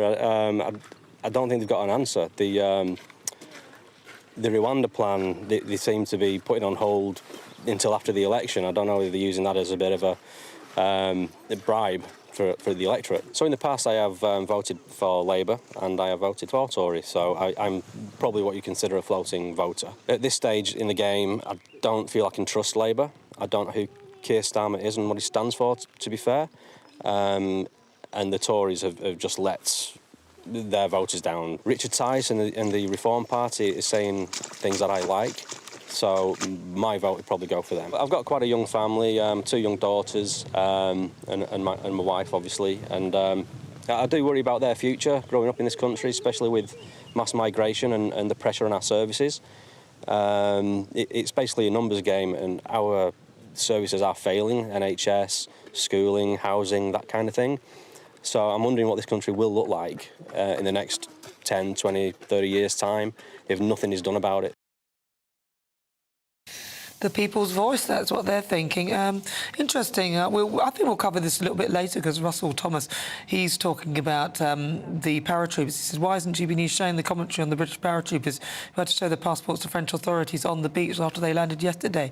If they did that 80 years ago, they would be speaking German now. That's what Russell's saying. Just jobs for us, weren't they? Yeah, we will talk about that because I'm quite annoyed seeing that. But on to Prince William, who has arrived at Britain's most eligible bachelor, the 7th Duke of Westminster's wedding. He's got a few quid, this lad, as well. Did you know? £10 billion. He's the richest Brit under 40. He inherited it from his late father. Good catch. Well done, girl, whoever got it. Snared him. But while all the royals have been invited, Prince Harry, remember him? He won't be there. It's understood that it's to avoid any awkward run-ins with Prince William, his brother. Which is sad, really. Now, how about to just grow up and get over it? That's what you'd think. Let's bring in our royal correspondent, Cameron Walker. Cameron, good to see you. So where are you? Are you outside where the wedding's taking place? I am, Nana, indeed. This is the west door of Chester Cathedral, where the society wedding of the year is taking place. The Duke of Westminster marrying Olivia Henson. In the last few minutes, the Prince of Wales has arrived through the side entrance to my left here. He is one of the ushers at this wedding. He's an incredibly close friend of Hugh Grosvenor, the Duke of Westminster. And Prince Harry's also a very close friend as well. But as you were saying, Ben, the Duke is the richest Brit under the age of 40. He inherited his £10 billion fortune when he was just 25 years old back in 2016 when his father unfortunately died suddenly of a heart attack. Olivia Henson, his bride-to-be, and by the end of play today will be the new Duchess of Westminster. She went to Marlborough College, the same school as the Princess of Wales and Princess Eugenie as well. There were rumours that Prince George was going to be here, who is the godson of the Duke of Westminster, but it's understood he's not going to be here because it is indeed a school day. Also, guess who the godfather of the Duke of Westminster is? His Majesty the King. However, he is also not going to be here. Of course, he's still undergoing cancer treatment, and it's been a busy week for him with the D-Day celebrations both in Portsmouth and Normandy. But you may be able to see the crowds have started to grow here, and there have been some people here since around 6 o'clock this morning, and I spoke to some of them a little earlier. Wonderful to be here, isn't it? We've been here since 7:30. It's just such a wonderful occasion for Chester. It'd be nice to see a lovely bride and groom, happy couple. How long have you been here for? Since 6 this morning. And have you heard that the Duke's giving out or has paid for free ice cream for the locals? Absolutely. It's one of the reasons why we're here. Not really, but... No, we came prepared. We've got a picnic, we've got everything. We've got thick coats on, and we're good to sit here. Oh, they're lovely. Yeah. And I think they're lovely people anyway. So because they're connected with the royals, we have to come out and support them. We've been here since just before 7:30. Really looking forward to that, yeah. And I've heard rumours as well that George might be coming along, and that would be a bonus. Yes, Cameron, you alluded to it in that video there. The Duke of Westminster, he's got a penny or two. Free ice creams for the public to celebrate the big day. One shop is offering a new lemon sponge flavoured Arctic roll. That's in a nod to their wedding cake, which is lemon flavoured. How many ice creams have you had this morning, Cameron? You wouldn't need ice cream. Oh, it's a little bit too cold for me, Ben, to have ice cream, but there's going to be lots of ice cream given out to the locals. 3 independent businesses have been subsidised by the Duke of Westminster, so he's effectively paying for all the ice cream so locals can join in the celebration. They have an incredibly close connection to the local community here. Chester Cathedral, of course, very close to the family seat. Eaton Hall, where the reception is going to be held later on. The flowers around the door and also the flowers inside, they're all locally sourced, and they're all going to be donated to local charities following the service here today, which starts at midday. Wow. Cameron, thank you very much. That's Cameron Walker. He's out there in Chester. Lovely, lucky thing. But I'm talking about Olivia. Lucky thing. How did she do that? Well done, Olivia. I'll be happy with an ice cream. No, but it's so rich, this guy. 10 billion quid. Bag a billionaire. And he got that at 25 years old after the death of his late father. Let's speak to former royal correspondent Michael Cole now, who's on standby. Good morning, Michael. So while we're having some great celebrations in Chester with the Duke of Westminster's marriage, Prince William is there. Where's Prince Harry? The question of the day. Good morning, Ben. Good morning, Nana. Yes, the man who isn't there at the semi-royal wedding Prince Harry not there. The reason he's not there is that his older brother, Prince William, will be there. He'll be there as an usher, and the two royal brothers cannot be in the same room together, even it seems the same cathedral. So what is done in a civilised way, because everybody knows each other, and the Duke of Westminster, the richest young man in the country, is the godfather of the firstborn children of both Prince Harry and Prince William. What's been done? Prince Harry's been on the phone to Hugh Grosvenor, and they've both decided, all things being considered, that it might be better if the younger brother stays away. In case, hellishly embarrassing, Prince William has to show Prince Harry to his seat in the congregation. It's not almost on the case of the Jack Kennedy wedding to Jacqueline Bouvier, where her father, Black Jack Bouvier, was so drunk he couldn't be allowed to go to the wedding. It's not like that at all. It's just a diplomatic solution of a difficult family problem. And I'm quite sure from afar, from California, from the hilltop Camelot in Montecito, both Harry and his lovely wife will be wishing well to the newly married couple. I'm sure they will be. Thank you very much, Michael Thanks, Cole. Michael. Thank you very much. Very, very quickly, an email's come in from Mickey. He says the Duke of Westminster inherited 10 billion quid. Guess what? He didn't have to pay 40% inheritance tax. I just Googled it, and apparently that's right, because his father's estate was held in a series of trusts. Wow. Well, that's very clever, of course, but that's what happens if you're very wealthy. You work out how to legally evade tax, or avoid, as it were. But it's legal. Right, up next, there's been an E. coli outbreak and cases are expected to rise. It's all linked to a food item. Which they won't tell us which about. They won't tell us, which I'm not happy about. And we'll discuss more. You're with Britain's Newsroom on GB News.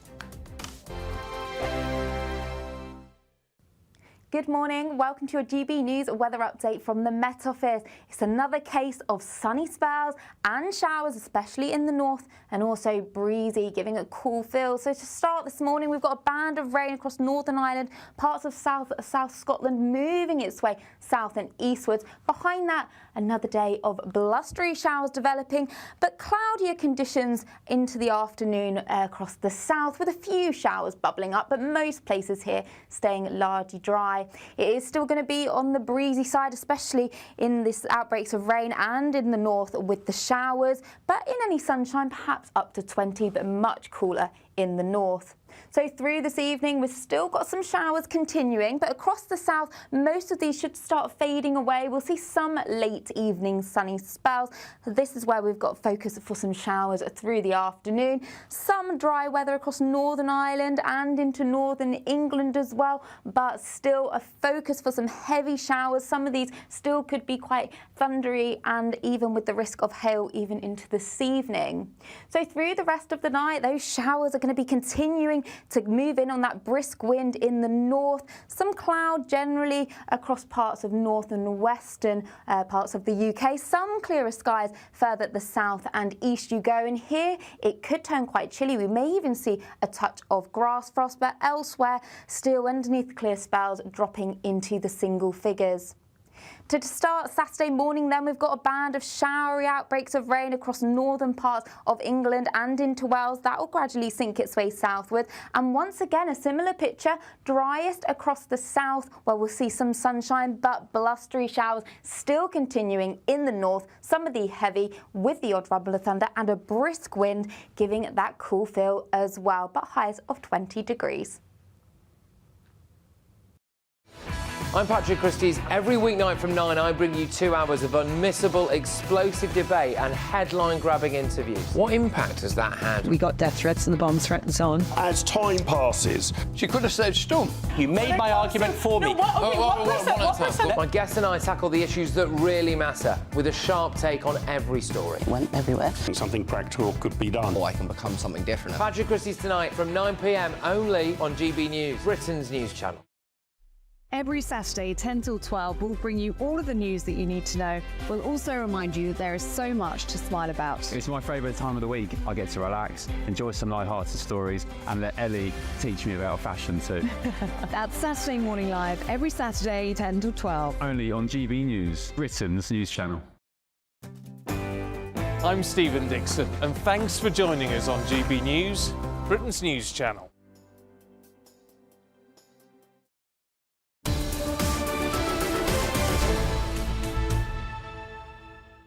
Hello, welcome back. 10:51, Ben and Nana with you on Britain's Newsroom, only on GB News. Now, an urgent health warning has been issued after an E. coli outbreak was linked to a nationally distributed food item. More than 100 people have been struck down by the mysterious outbreak in under a fortnight, and at least 37 have been hospitalised. Joining us now is pharmacist and health expert Thorun Govind. Good morning to you. Why hasn't this food item, the quote-unquote, been identified? You would have thought that if there's an item doing the rounds in the UK which Brits are buying in supermarkets and it's potentially deadly, the UK health authorities would have told us what, the hell it is, to be frank.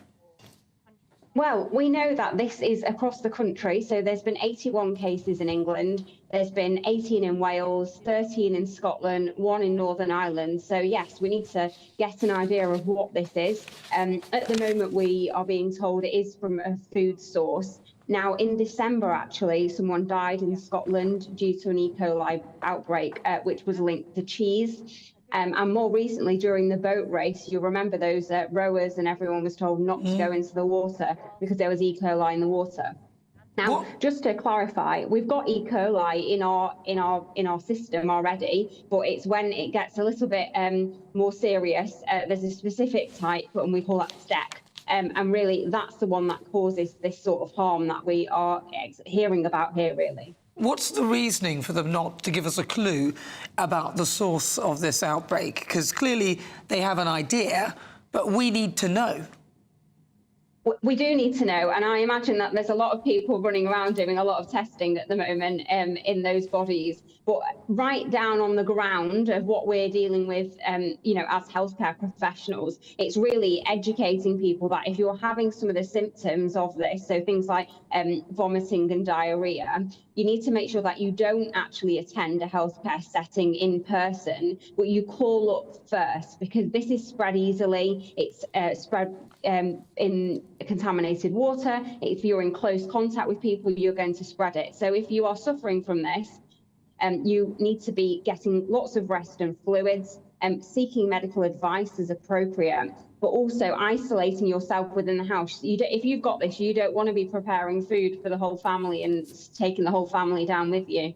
If only they'd tell you what food that you need to know about preparing. Why don't they tell us? I mean, unless I'm being completely ignorant, why don't they tell us what's the reasoning behind it? It just seems absurd. My understanding is they are still looking into this. It's I'm part of that frustration because obviously now we've got it's the weather's peaked up here. We're all thinking about what we're going to be up to at the weekend, and we're doing that weekly shop. So yeah, absolutely, it's frustrating that we don't know, but also we don't want to be startling people when it might not be what they expect it to be as well. All right, Thorun Govind, thank you very much. Really good to speak to you. Still to come, we'll bring you the latest updates in the search for missing TV doctor Michael Mosley. And former Lib Dem leader Vince Cable is with us live in a few minutes. We'll be chatting to him about Ed Davey and the Lib Dems campaign. Stick with us on GB News. A brighter outlook with Box Solar, sponsors of weather on GB News. Good morning. Welcome to your GB News weather update from the Met Office. It's another case of sunny spells and showers, especially in the north, and also breezy, giving a cool feel. So to start this morning, we've got a band of rain across Northern Ireland, parts of South Scotland moving its way south and eastwards. Behind that, another day of blustery showers developing, but cloudier conditions into the afternoon across the south, with a few showers bubbling up, but most places here staying largely dry. It is still going to be on the breezy side, especially in this outbreaks of rain and in the north with the showers, but in any sunshine, perhaps up to 20, but much cooler in the north. So through this evening, we've still got some showers continuing, but across the south, most of these should start fading away. We'll see some late evening sunny spells. This is where we've got focus for some showers through the afternoon. Some dry weather across Northern Ireland and into northern England as well, but still a focus for some heavy showers. Some of these still could be quite thundery and even with the risk of hail even into this evening. So through the rest of the night, those showers are going to be continuing to move in on that brisk wind in the north. Some cloud generally across parts of north and western parts of the UK. Some clearer skies further at the south and east you go. And here it could turn quite chilly. We may even see a touch of grass frost, but elsewhere still underneath clear spells dropping into the single figures. To start Saturday morning then, we've got a band of showery outbreaks of rain across northern parts of England and into Wales. That will gradually sink its way southward. And once again, a similar picture, driest across the south where we'll see some sunshine, but blustery showers still continuing in the north. Some of the heavy with the odd rumble of thunder and a brisk wind giving it that cool feel as well, but highs of 20 degrees. That warm feeling inside from Boxed Boilers, sponsors of weather on GB News.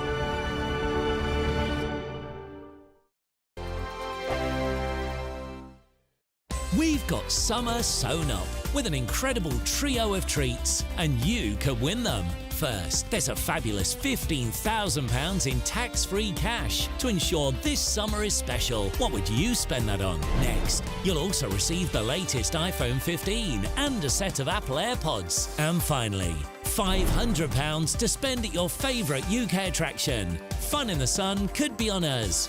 For a chance to win the iPhone, treats and £15,000 cash, text prize to 63232. Text costs £2 plus one standard network rate message, or post your name and number to GB06 PO Box 8690 Derby DE1 9TT. UK only. Entrance must be 18 or over. Lines close at 5 p.m. on the 28th of June. Full terms and privacy notice at gbnews.com/win. Please check the closing time if listening or watching on demand. Good luck. This is GB News, and we are Britain's election channel. This vote may seem to be about the politicians and the media, but it's actually about you. We won't forget that. Join us up and down the country as we follow every moment together. More than ever, it's important to hear all sides as you make your decision in the run-up to polling day. This is GB News, the People's Channel. Britain's election channel.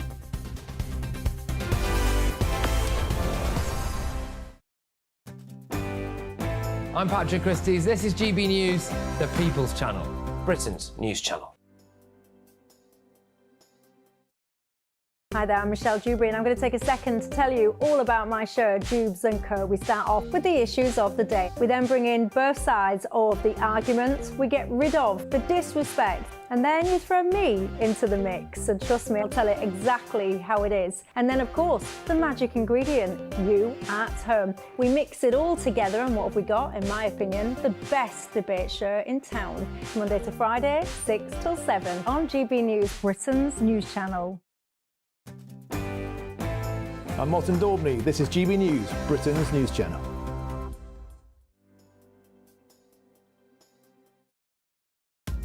Are the newspapers getting you down? My wife didn't divorce me that month. Struggling to separate the wheat from the chaff? I know that it's a bit of a circus at the best of times. Well, don't worry. Headliners has got you covered. We'll take the burden of reading the day's news, and if we get depressed, who cares? It's an occupational hazard, frankly. That's Headliners on GB News from 11 p.m. till midnight, and the following morning, 5 till 6 a.m. on GB News, the comedy channel. Nah, just kidding. Britain's news channel. I'm Mark Dolan, and this is GB News, the People's Channel, Britain's news channel.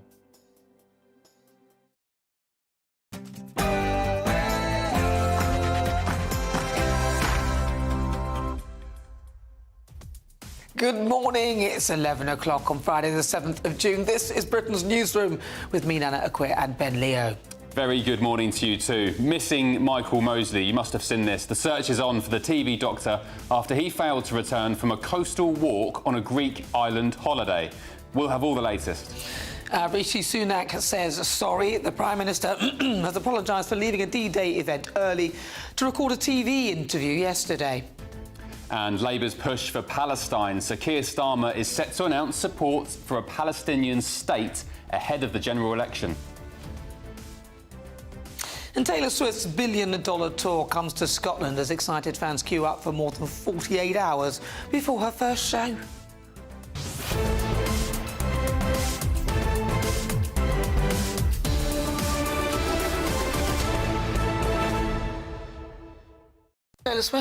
Taylor Swift, queuing up. She's a billionaire? No, not for 2 days. For 2 days? You would queue up for her then? No, I wouldn't. No, not at all. I'm not a fan, I'm not a Swiftie. Like you, I just don't get it. Although I kind of understand how some people would, you know, she's good looking, no? She had a disappearing hand in Cats.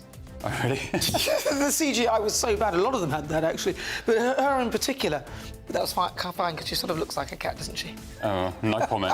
No comment. On a more serious note, big story this morning. Sir Keir Starmer could be announcing in his policy manifesto next week that Labour would recognise Palestine as a state. That, by the way, is one of the 18 demands demanded by the Muslim vote organisation of the Labour Party if they were ever going to win their votes back. So is Sir Keir Starmer, as some are arguing this morning, bowing down to the Muslim vote? And also Rishi Sunak, as you know, he's in trouble a little bit, isn't he? Because people are upset that he didn't stay for the full D-Day. But what do you think? GBNews.com/your say. But first, let's get your latest news with Tatiana.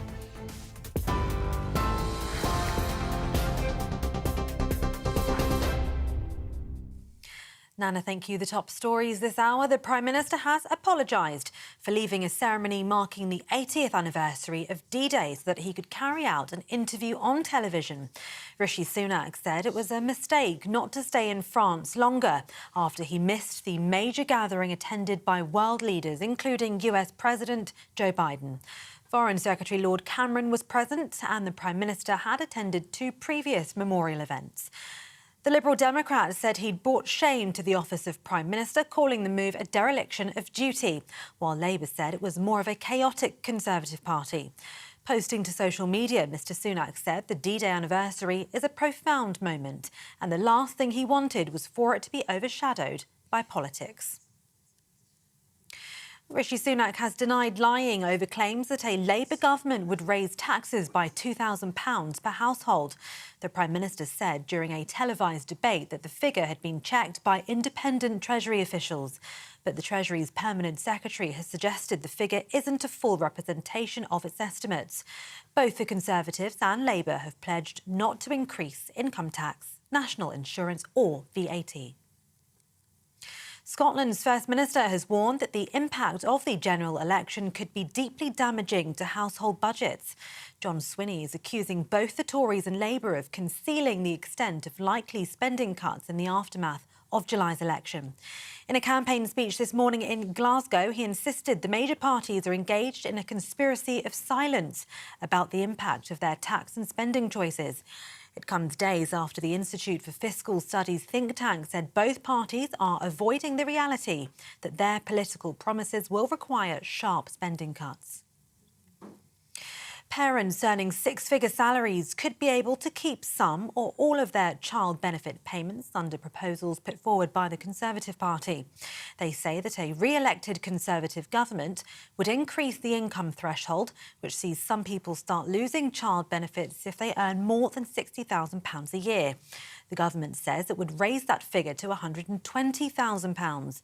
Minister for Children David Johnston told GB News the plan would make the system fairer for families. As a result of this change, around 700,000 families will get a tax cut of around £1,500 because this is a tax charge they are paying on child benefit, which they will not be paying if they're under that £120,000 household income threshold. But we have lots of policies to support people in other ways, including our big childcare rollout, which I'm responsible for, which is also going to save working families around £7,000 on the cost of their childcare once it's been rolled out by next September. First-time buyers could use the state as a guarantor for mortgages as part of Labour's wide-ranging plans to boost home ownership. It would see an existing scheme bolstered, meaning that if a bank repossesses a first-time buyer's house, the government would compensate some of its losses. The Conservative Party has also unveiled a series of measures designed to boost the property market, including a pledge not to raise stamp duty. In other news, the search for British broadcaster Michael Mosley has resumed after he went missing while on holiday on the Greek island of Symi. Known for his many TV appearances in the podcast Just One Thing, the 67-year-old presenter was last seen on Wednesday. He'd set off on a walk to the centre of the island. Local police paused the operation late last night but continued it this morning with reinforcements. Police and firefighters have since used drones to scan the island, which is about 25 miles north of Rhodes. And a woman who allegedly inspired a character in the television thriller series Baby Reindeer is suing Netflix. Fiona Harvey claims the character of Martha is based on her, but denies being a stalker. In her lawsuit, she argues that Netflix spread what she called brutal lies about her to over 50 million viewers. The series is said to be based on the real-life experiences of comedian and writer Richard Gadd. But after the show became a hit, he asked viewers not to speculate over its origins. In a statement, Netflix said they intend to defend the matter vigorously and they stand by Richard Gadd's right to tell his story. For the latest stories, sign up to GB News Alerts by scanning the QR code on your screen or go to gbnews.com/alerts. Now back to Nana and Ben.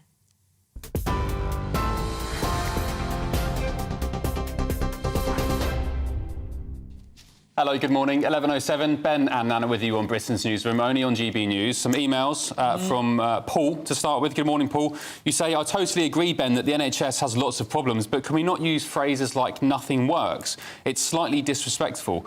If you were referring to local councils, I would entirely agree. Well, Paul, I would argue record waiting lists, ambulance delays, no one can see a doctor, excess deaths through the roof, and of course 15-hour waits in A&E at its worst suggests nothing really does work in the NHS. No disrespect to the people that work in the NHS, you're all very hard-working, loyal, dedicated people, but the envy of the world, I would argue, it is not. Well, let's see, I've got one, what have I got here? Right, OK, so Jason says... Oh, no. Are you safe to read that? I'll read one quickly from Sheila. Give me one. She says, why do we need a Pride Month, a whole month celebrating LGBTQ+? We are already an accepting society, and this sort of thing segregates people and is divisive because there are always activists. I found one from Adam. He says, who cares if Rishi left early? The royals were present. The king is the head of state. And then Wayne on Taylor Swift. What about all the homeless that have been uprooted to make way for her fans? Everyone keeps barking about what she would do for these poor people, and yet it's silence. It's a disgrace. Anita on the UK Health Security Agency E. coli warning. You say sorry, but they know what food they've been looking at for E. coli for weeks, and they're telling us nothing. Yeah. So how are we meant to secure the safety and the health of our families? Good point. I don't understand. If anyone has an answer for that, there's an E. coli outbreak with the UK Health Security Agency. They're looking at a food item, but won't tell the British public what it is. I would really like to know, and I'm sure you would at home as well. I have no idea why. Maybe it's something that is so commonplace that they're scared, or it's a big company or a big business that's supplying it, that supply a lot of people, and therefore they don't want to expose it. But they need to, because every time I'm looking at the cheese in my fridge, I'm thinking, oh... Okay, someone mentioned that on your say. Are they protecting a big corporation, well, maybe? That's one of the things I was thinking. Is the health, is a life, if it kills someone in the UK, is a life worth protecting the share price of a major UK corporation? You know the answer to that. No. You know the answer to that. A lot of them don't care, but I would like to know why they're withholding the information. But obviously the big story of the day today, TV doctor Michael Mosley has been reported missing whilst on holiday with his wife on an island in Greece. Yeah, this is a real growing mystery. The massive search has been underway for around 48 hours now, with islanders and holidaymakers pitching in. So joining us now to get the latest on this is former Metropolitan Police Detective Peter Blexley. Good morning, Peter.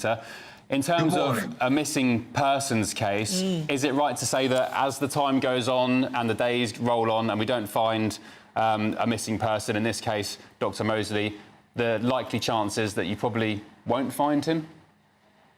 Well, there's an awful lot of unanswered questions, clearly, that stem from this beautiful yet rugged and relatively unknown Greek island. I think the authorities out there are deserving of considerable praise because they've applied a lot of resources to this search, as have the local people. And I'm sure that is done out of a sense of duty and humanity and a desire to find Dr. Mosley. But there is, of course, a financial consideration here. The island will not want to attract too much negative publicity because, of course, many people, understandably, rely on tourism for a living. So whatever their motives may be, I think it's excellent that so many resources and members of the public are coming together to try and find Dr. Mosley. Well, you know, what worries me is that we don't want it to turn into... Do you remember that last missing persons case where the lady actually fell into the water? Nicola Bulley. Nicola Bulley. You know, are people just backing off? Because I don't feel that we're getting that kind of vibe. A lot of people going in saying what could have happened, this and that and the other. Are we getting lots of people doing their own private investigations, as you saw with that case? Well, the speculation has already begun on social media, but I think it's not at the level of the furore that surrounded the disappearance of Nicola Bulley, because Dr. Mosley is some many miles away from the UK, and it hasn't quite gained the traction that notorious case did. It's going to be a very challenging search because of the environment. There's high temperature warnings. It's going to soar well into the 40s today, so unbearably hot, which may have an effect on machinery that's being used in the search. However, it continues apace. I, like everybody else, sincerely hope that he's found and that he's well and that he survives. But with each passing hour, concerns do quite naturally increase. Just terrifying news for his family. At what point will British police potentially, or rescue teams even, go over to Greece and help out with the search? That would probably be subject to a request from the Greek authorities.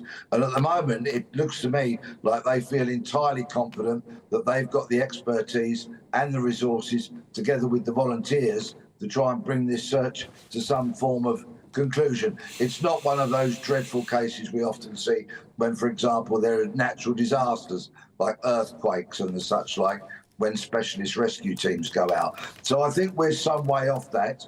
But that said, if this rolls on for some days, the mystery surrounding Doctor's disappearance increases, who's to say? We might hear the Greek authorities actually picking up the phone. Yeah, because it seems to be concerning, because this morning, apparently, they've got the one search dog, apparently.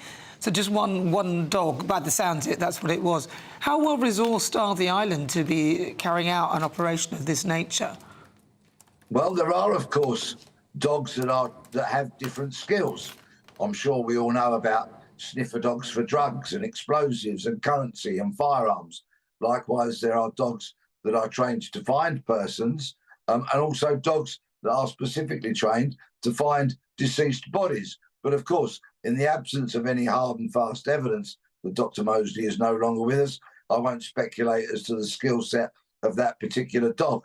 But the air support seems considerable. It may be that they increase boots on the ground later on today, and quite potentially contact the Turkish authorities because of the close proximity of Simi to the coast of Turkey. So we might see naval resources from Turkey deployed, for example.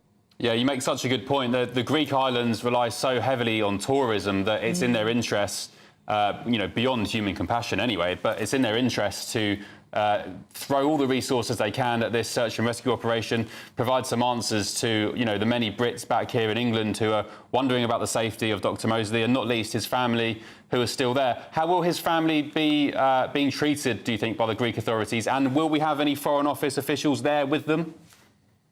That's a possibility in the next few days, if this search does continue, that somebody from the Foreign Office based in Greece will make contact with the family. It is, of course, now a huge media story. Dr. Mosley was very well known from his countless television appearances, and there is public interest.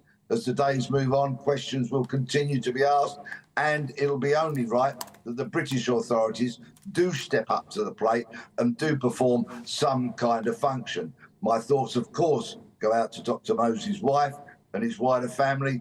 One could only guess at the trauma that they're currently going through. Well, let's hope he is found alive and well. Peter Blexley, thank you very much. If you just tuned in, just coming up to 16 minutes after 11 o'clock. OK, moving on. Throughout the election campaign, we'll be hearing from people all across the United Kingdom about what really matters to them. So today, for the first time, we met 56-year-old Richard Abrahams from Leeds. I'm Richard Abrahams, 56 years old, and I'm from Leeds. The issues that are important to me are business confidence. We have been in the window and door industry for over 50 years. And it's important to know that customers have the confidence to buy with confidence and do not worry that there is something potentially around the corner. Elmhurst, good morning, can I help you? The phones aren't ringing as they used to be. We need to restore confidence and have a government that will invest in SME businesses like ours. From a personal perspective, National Health Service, specifically mental health services, are very, very important. Men in particular are not getting the levels of service they need. I've previously voted Conservative, but now I'm changing to Labour.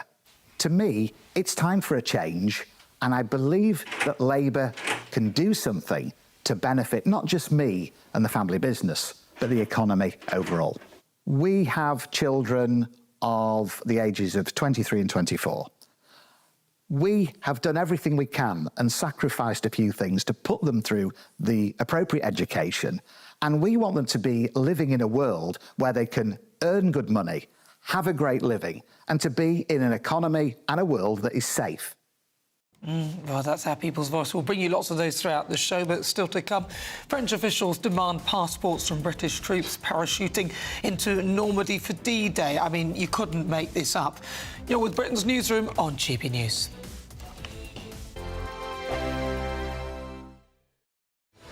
I'm Patrick Christie's. Every weeknight from 9, I bring you 2 hours of unmissable, explosive debate and headline-grabbing interviews. What impact has that had? We got death threats and the bomb threat and so on. As time passes, she could have said stump. You made my argument for me. My guest and I tackle the issues that really matter with a sharp take on every story. It went everywhere. Something practical could be done. Or I can become something different. Patrick Christie's tonight from 9 p.m. only on GB News, Britain's news channel.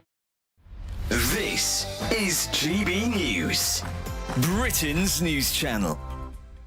In places like News Corp, right, an organisation I know reasonably well, when that poor guy died in America, George Floyd, you're talking about? Yes, they had a 9-minute silence for him, right? A more absurd and ridiculous idea I'd never come across in my life. How do you feel about 9 minutes for George Floyd? Well, of course, that's the length of time that he was strangled by a police officer. I know why it was, but how do you feel about that? Well, I think a lot of the black staff, in particular in News Corp, probably appreciated the fact that it was taking a stand. And if you look at businesses... Why do they need to take a stand about what the police do in the United States OK, well, what of about America? the guy... What about the jeweller tonight who has died in Richmond in Surrey when two, how should we put them, hoodlums of colour actually had a chokehold? He went home and he killed himself.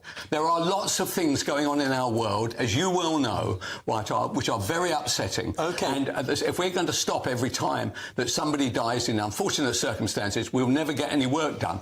Well, Stella, a final word to you. I think sometimes, yes, equality and diversity can be a waste of money when it goes to things that are not necessary for the function of the organisation. But when just last year you had Birmingham Council being pushed into bankruptcy because they were found out to not have given women equal wages. No, because they paid bin men more than they paid cooks. But then you can see Ben's point that if they had someone who was looking appropriately in equality and diversity and the actual practical policy implications of what they they were doing, then maybe you wouldn't have this situation. You wouldn't have this legal liability. That's what Ben is saying. This is a multi-million pounds organization. Like, it needs to have someone looking seriously and taking responsibility for these decisions. The People's Channel. Every Saturday, 10 till 12, we'll bring you all of the news that you need to know. We'll also remind you that there is so much to smile about. It's my favourite time of the week. I get to relax, enjoy some light-hearted stories, and let Ellie teach me about fashion too. That's Saturday Morning Live, every Saturday, 10 till 12. Only on GB News, Britain's news channel. I'm Tom Harwood. This is GB News, Britain's news channel.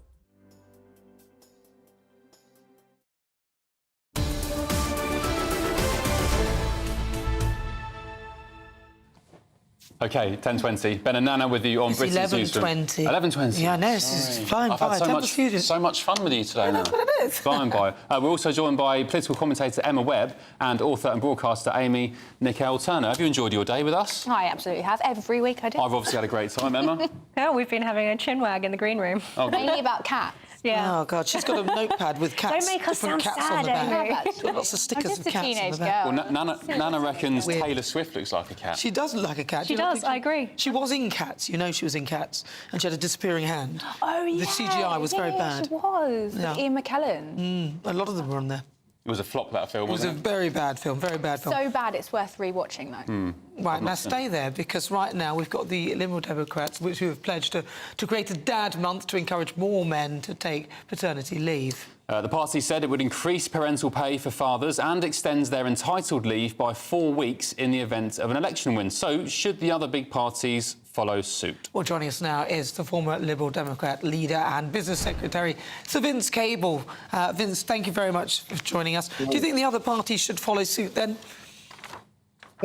Yes, I mean, when I was in government, we introduced shared parental leave. It's quite a big reform, and it's had a generally beneficial effect on the labour market. It enables women to work as well as have young children, and that's currently one of our big demographic problems. So it's an important practical step, and of course it depends on cost and it depends on the ability of employers to accommodate it. But yes, we should push the reform in that direction. How much will the policy cost, do you think, Vince? You mentioned it there. Any idea? And how will it be funded also?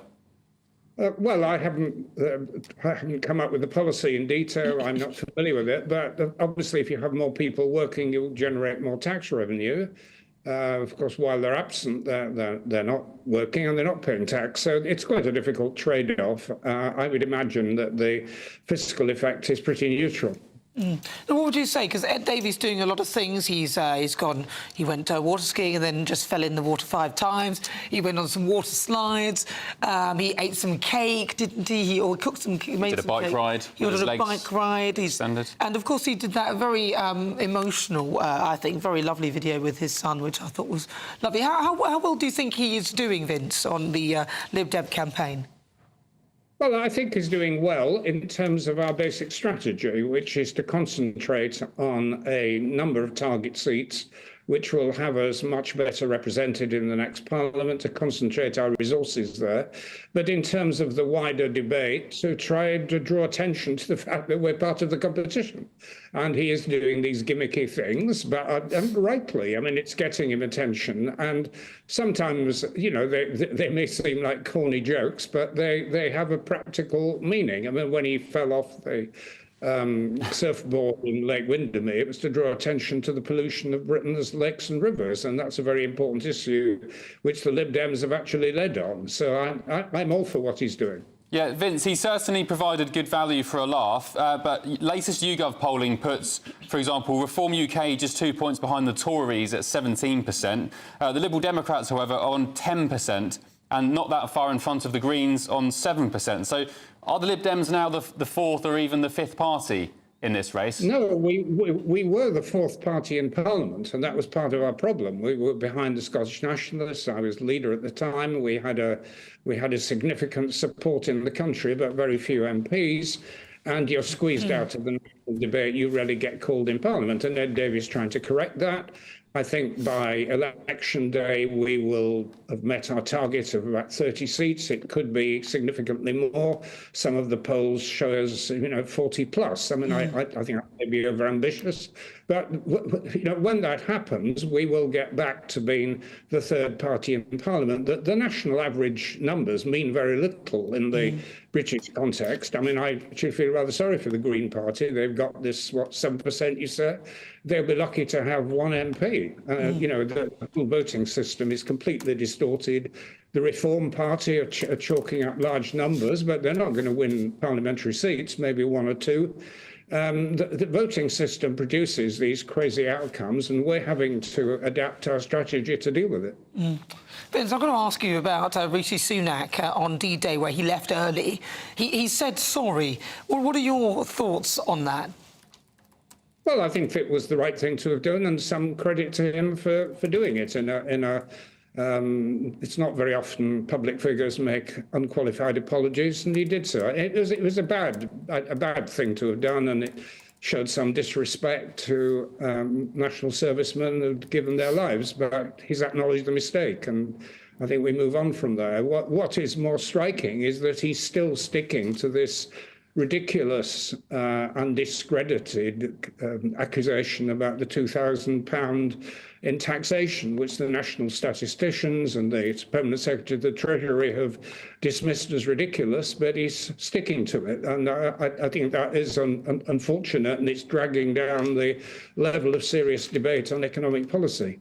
OK, so Vince Cable, former Liberal Democrats leader, thank you for joining us this morning. You. Very much appreciated. Got some breaking news for you now. Migrant channel crossings to England have topped 11,000 for the year so far. That's migrant channel crossings top 11,000 for the year so far. Home Office figures show 316 people made the journey in 5 boats on yesterday.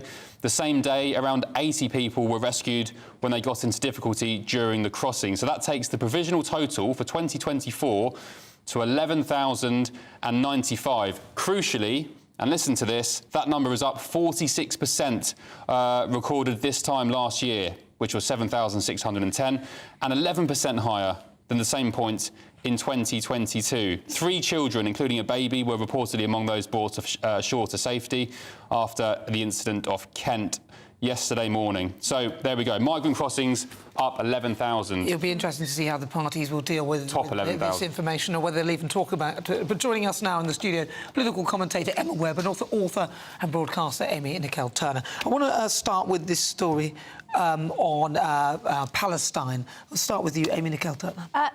This is going to be in the Labour manifesto. Keir Starmer's had what I'll call Gaza problem since the conflict began on October the 7th. I think his response saying electricity and water is reasonable to cut off, it put him on a really bad footing with the Labour's response to this. So they've made it their priority to recognise Palestine as a state before peace talks and not after the peace settlement. But it's already existing Labour policy, but I think they want to restate it just to really reassure voters that they've lost over this issue, that they can be trusted. We saw in the local elections, they lost to independents who ran on a Gaza ticket. So I think they're just trying to provide an olive branch to those voters. But I think a lot of people say it's too little, too late. It doesn't add anything. And also they're not addressing what is on the front of people's minds, which is why are we continuing to send arms to Israel? And why are they not calling for a ceasefire? I think this is a complete disgrace, actually. Yes, he's doing this for electoral reasons. He's doing this because of what happened in Rochdale and what happened in Oldham, because Labour is getting hit quite hard. We've seen it with protests against Rush and Ara Ali, and all of this stuff around George Galloway and the Muslim vote.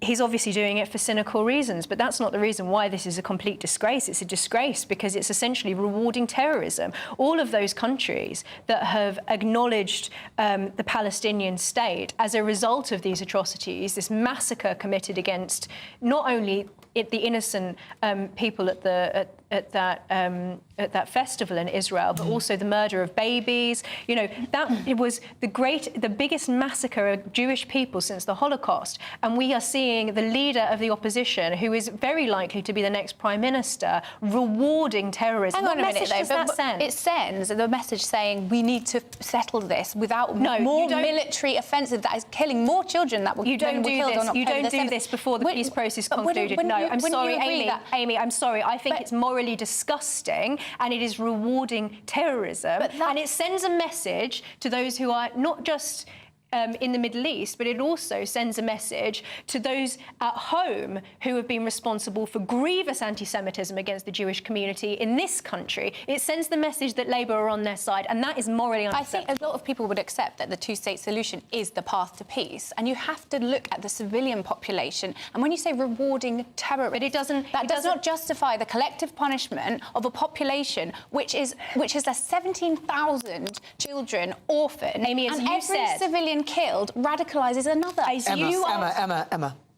As you said, it's already Labour's policy, the two-state solution. That's one thing. That's part of the peace process. Nobody's ever thought that that wasn't on the table as part of the peace process. But to choose to restate it now, when so many other countries have also come out acknowledging the existence of a Palestinian state, to do so now, at this point, after what happened on October 7th, that is morally disgusting. I think what has happened since October 7th is morally disgusting. If I were a Jewish person, I would be worried about the Labour Party becoming the government because of this. I think it is absolutely atrocious. I'm sorry, I just think it's morally despicable. The only thing that we really describe, surely, at this stage of this conflict, with all the images that are coming out that is atrocious, is what is happening to the civilian population of Gaza who cannot leave those borders. They literally cannot leave.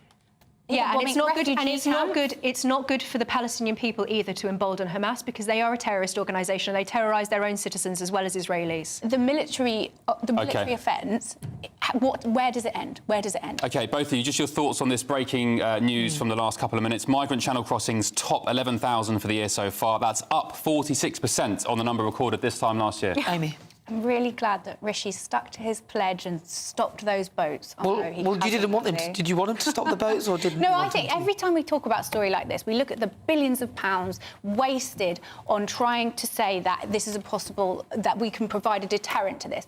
Obviously, deterrents don't work.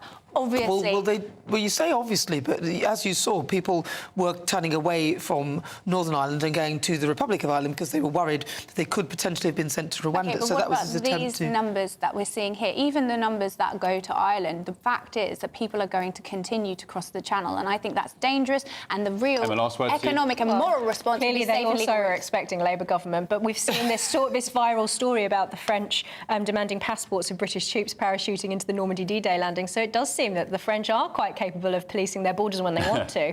Quite right. Yeah, good point. Amy Nicole-Turner and Emma Webb. See, I remember now.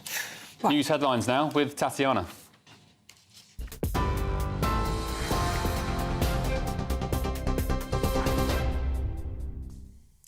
Ben, thank you. The top stories from the GB Newsroom. The Prime Minister has apologised for leaving a ceremony marking the 80th anniversary of D-Day so that he could carry out an interview on television. Rishi Sunak said it was a mistake not to stay in France longer after he missed the major gathering attended by world leaders, including US President Joe Biden. The Liberal Democrat said he'd brought shame to the office of Prime Minister, calling the move a dereliction of duty, while Labour said it was more evidence of a chaotic Conservative Party. Meanwhile, Rishi Sunak has denied lying over claims that a Labour government would raise taxes by £2,000 per household. The Prime Minister said during a televised debate that the figure had been checked by independent Treasury officials. But the Treasury's permanent secretary has suggested the figure isn't a full representation of its estimates. Both the Conservatives and Labour have pledged not to increase income tax, national insurance or VAT. First-time buyers could use the state as a guarantor for mortgages as part of Labour's wide-ranging plans to boost home ownership. It would see an existing scheme bolstered, meaning that if a bank decides to repossess a first-time buyer's house, the government would compensate some of its losses. The Conservative Party has also unveiled a series of measures designed to boost the property market, including a pledge not to raise stamp duty. But Sir Keir Starmer says Labour's plans will give more people the chance to get onto the property ladder. This is a game changer. If you're a young couple and you want to have the security of a roof, your own roof over your head, this is a game changer because many of those people, let's say a young couple, both on a reasonable wage, will be paying a fortune in rent, and because of that they can't afford to save for a deposit. And if you don't have a parent who can help you out, that means you're never going to get on the housing ladder. For the latest stories, sign up to GB News Alerts by scanning the QR code on your screen or go to gbnews.com/alerts.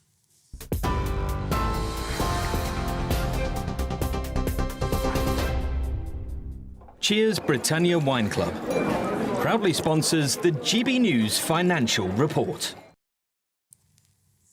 Here's a quick snapshot of today's markets. The pound will buy you $1.2795 and €1.1748. The price of gold is £1,826.85 per ounce, and the FTSE 100 is at 8,236 points. Cheers Britannia Wine Club proudly sponsors the GB News Financial Report. Thank you very much, Tatiana. Right, well, up at noon, Good Afternoon Britain with Tom and Emily. They're both here. What's coming up? Isn't it astonishing? Astonishing.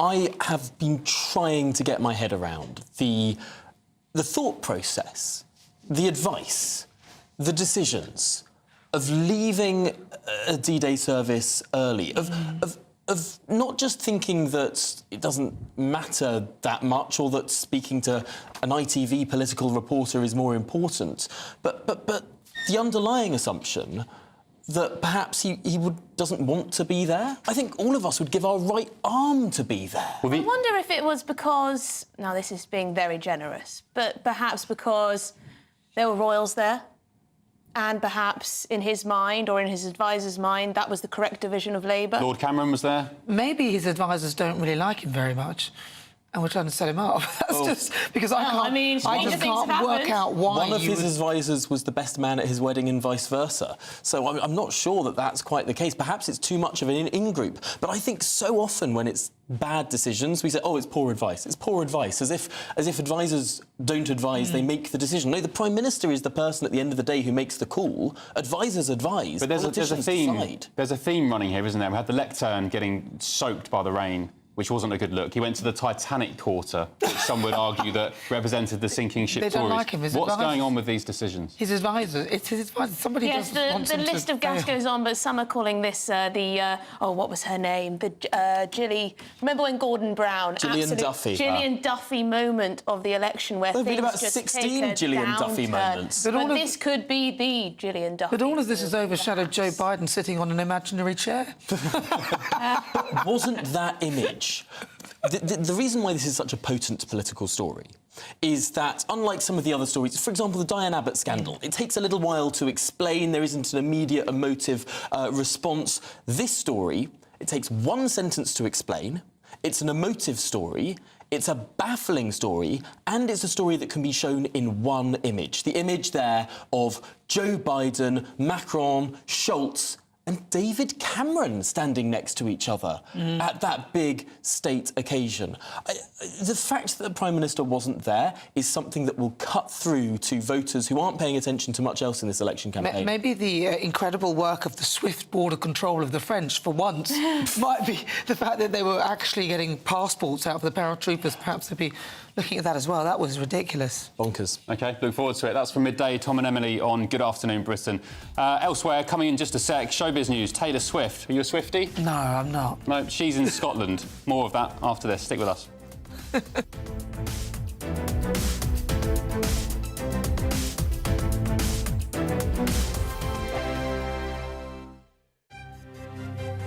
GB News Breakfast. Every day from 6 a.m. Joint CEO at the UK Sepsis Trust, Dr. Ron Daniels.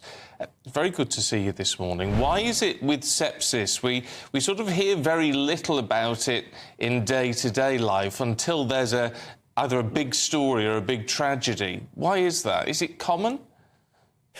Well, it's astonishing, isn't it? We have a condition here that affects nearly 250,000 people across the UK each year and claims 48,000 lives. And just for context, breast cancer, and I'm not diminishing how horrible that can be, claims 11,000 lives. So sepsis is 4 times more prolific as a killer.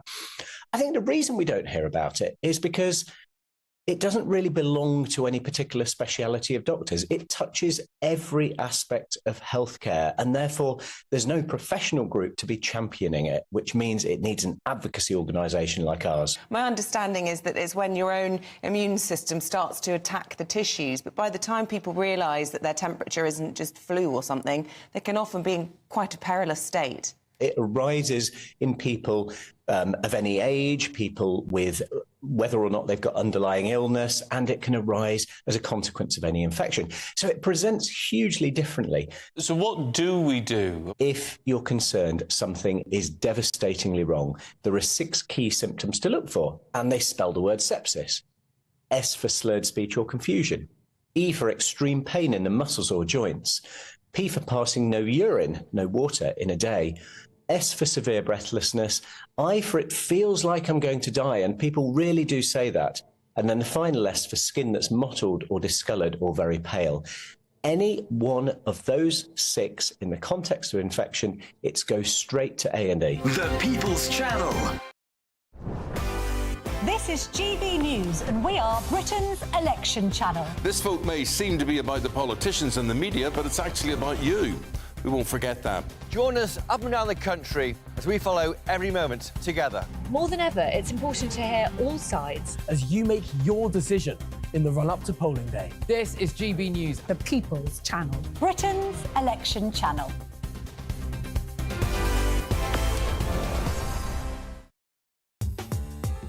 I'm Christopher Hope. From pop stars to politicians, I'll interview anybody in a pub who's got a political opinion. Join me every Friday on Spotify, Apple Podcasts, YouTube or gbnews.com, or wherever you get your podcasts. GB News, Britain's election channel. I'm Michael Portillo. This is GB News, the People's Channel, Britain's news channel.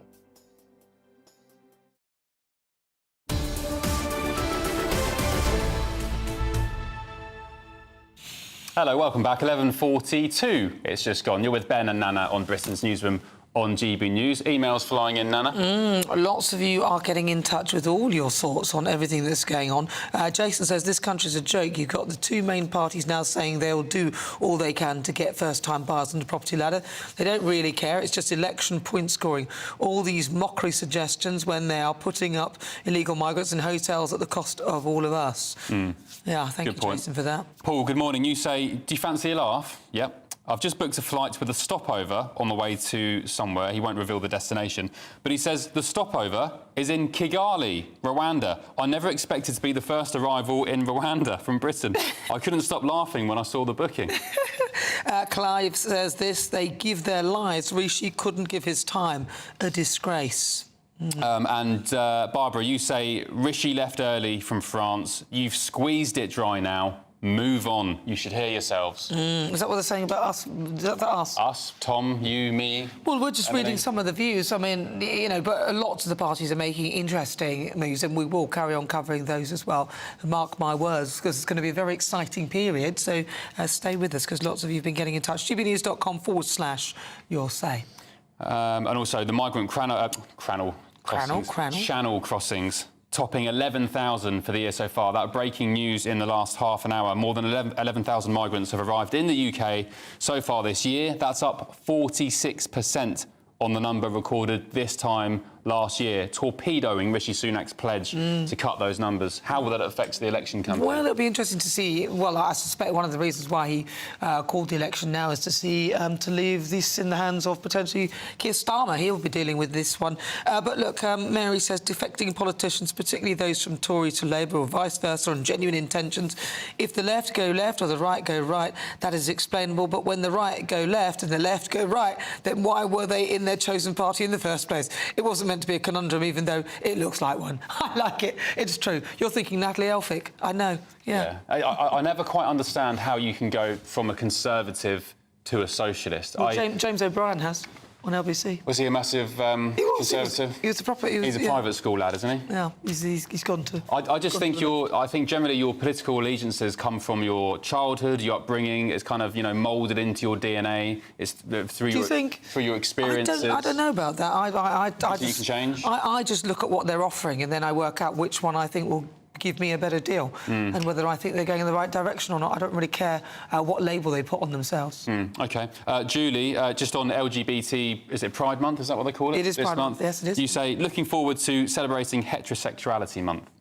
Interesting. That'll be interesting, but it's not going to happen, is it? Have you been to any Pride events before? No, I don't tend to do stuff like that. I find all these things quite divisive. I just take people as I find them, and I don't need a month to celebrate anything. I just treat people all the same. I think it's easy, really, isn't it? Yeah. Treat people the way you'd like to be treated. I agree. Done. I'm from Brighton, so when I was much younger, 18, 19, I did used to go down to Pride in Brighton, so it was good fun, but as I've got older, I kind of, similar to you, I just think, treat people equally. Why do you need a big month to celebrate it? It shouldn't be that much of a big deal these days. Same with Black History Month. Why? It's just a month where everyone should celebrate. Everyone should celebrate everybody, irrespective of creed, race, colour, etc. Peace and love, man. Peace and love, bro. Right, it's 45 minutes after 11 o'clock, still to come. Taylor Swift is in Scotland. Swiftie fever has well and truly struck the UK, apparently. Stay tuned. This is Britain's Newsroom on GB News.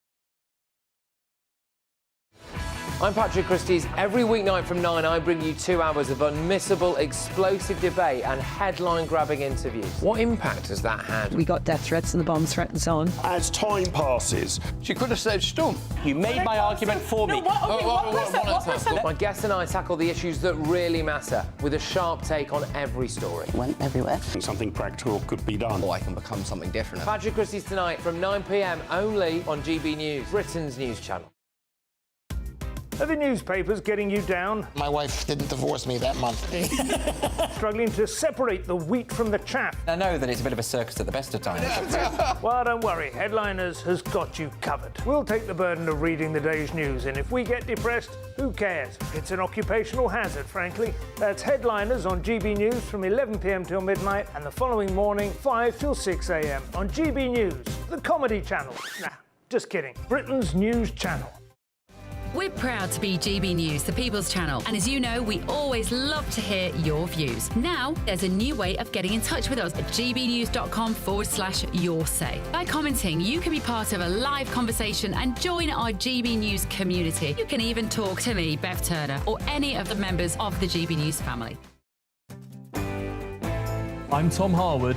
This is GB News, Britain's news channel. If you want your news to be straight talking... This is the nightmare for the Conservatives again. Down to earth. It's not just Nottingham where this is happening, is it? And most importantly, honest. Hard-working, middle-class taxpayers, they'll get their book thrown at them. Then catch me, Martin Daubney, Monday to Friday, 3 till 6 p.m. on GB News, Britain's news channel. I'm Simon Evans, and this is GB News, Britain's news channel.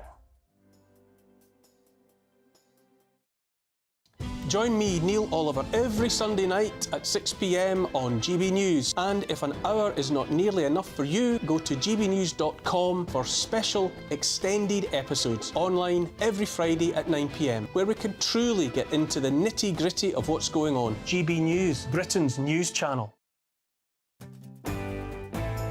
I'm Arlene Foster on GB News, Britain's news channel.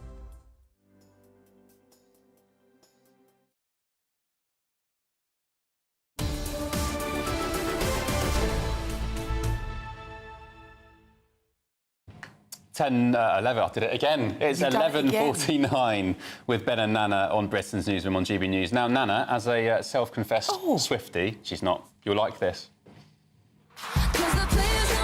Oh, God.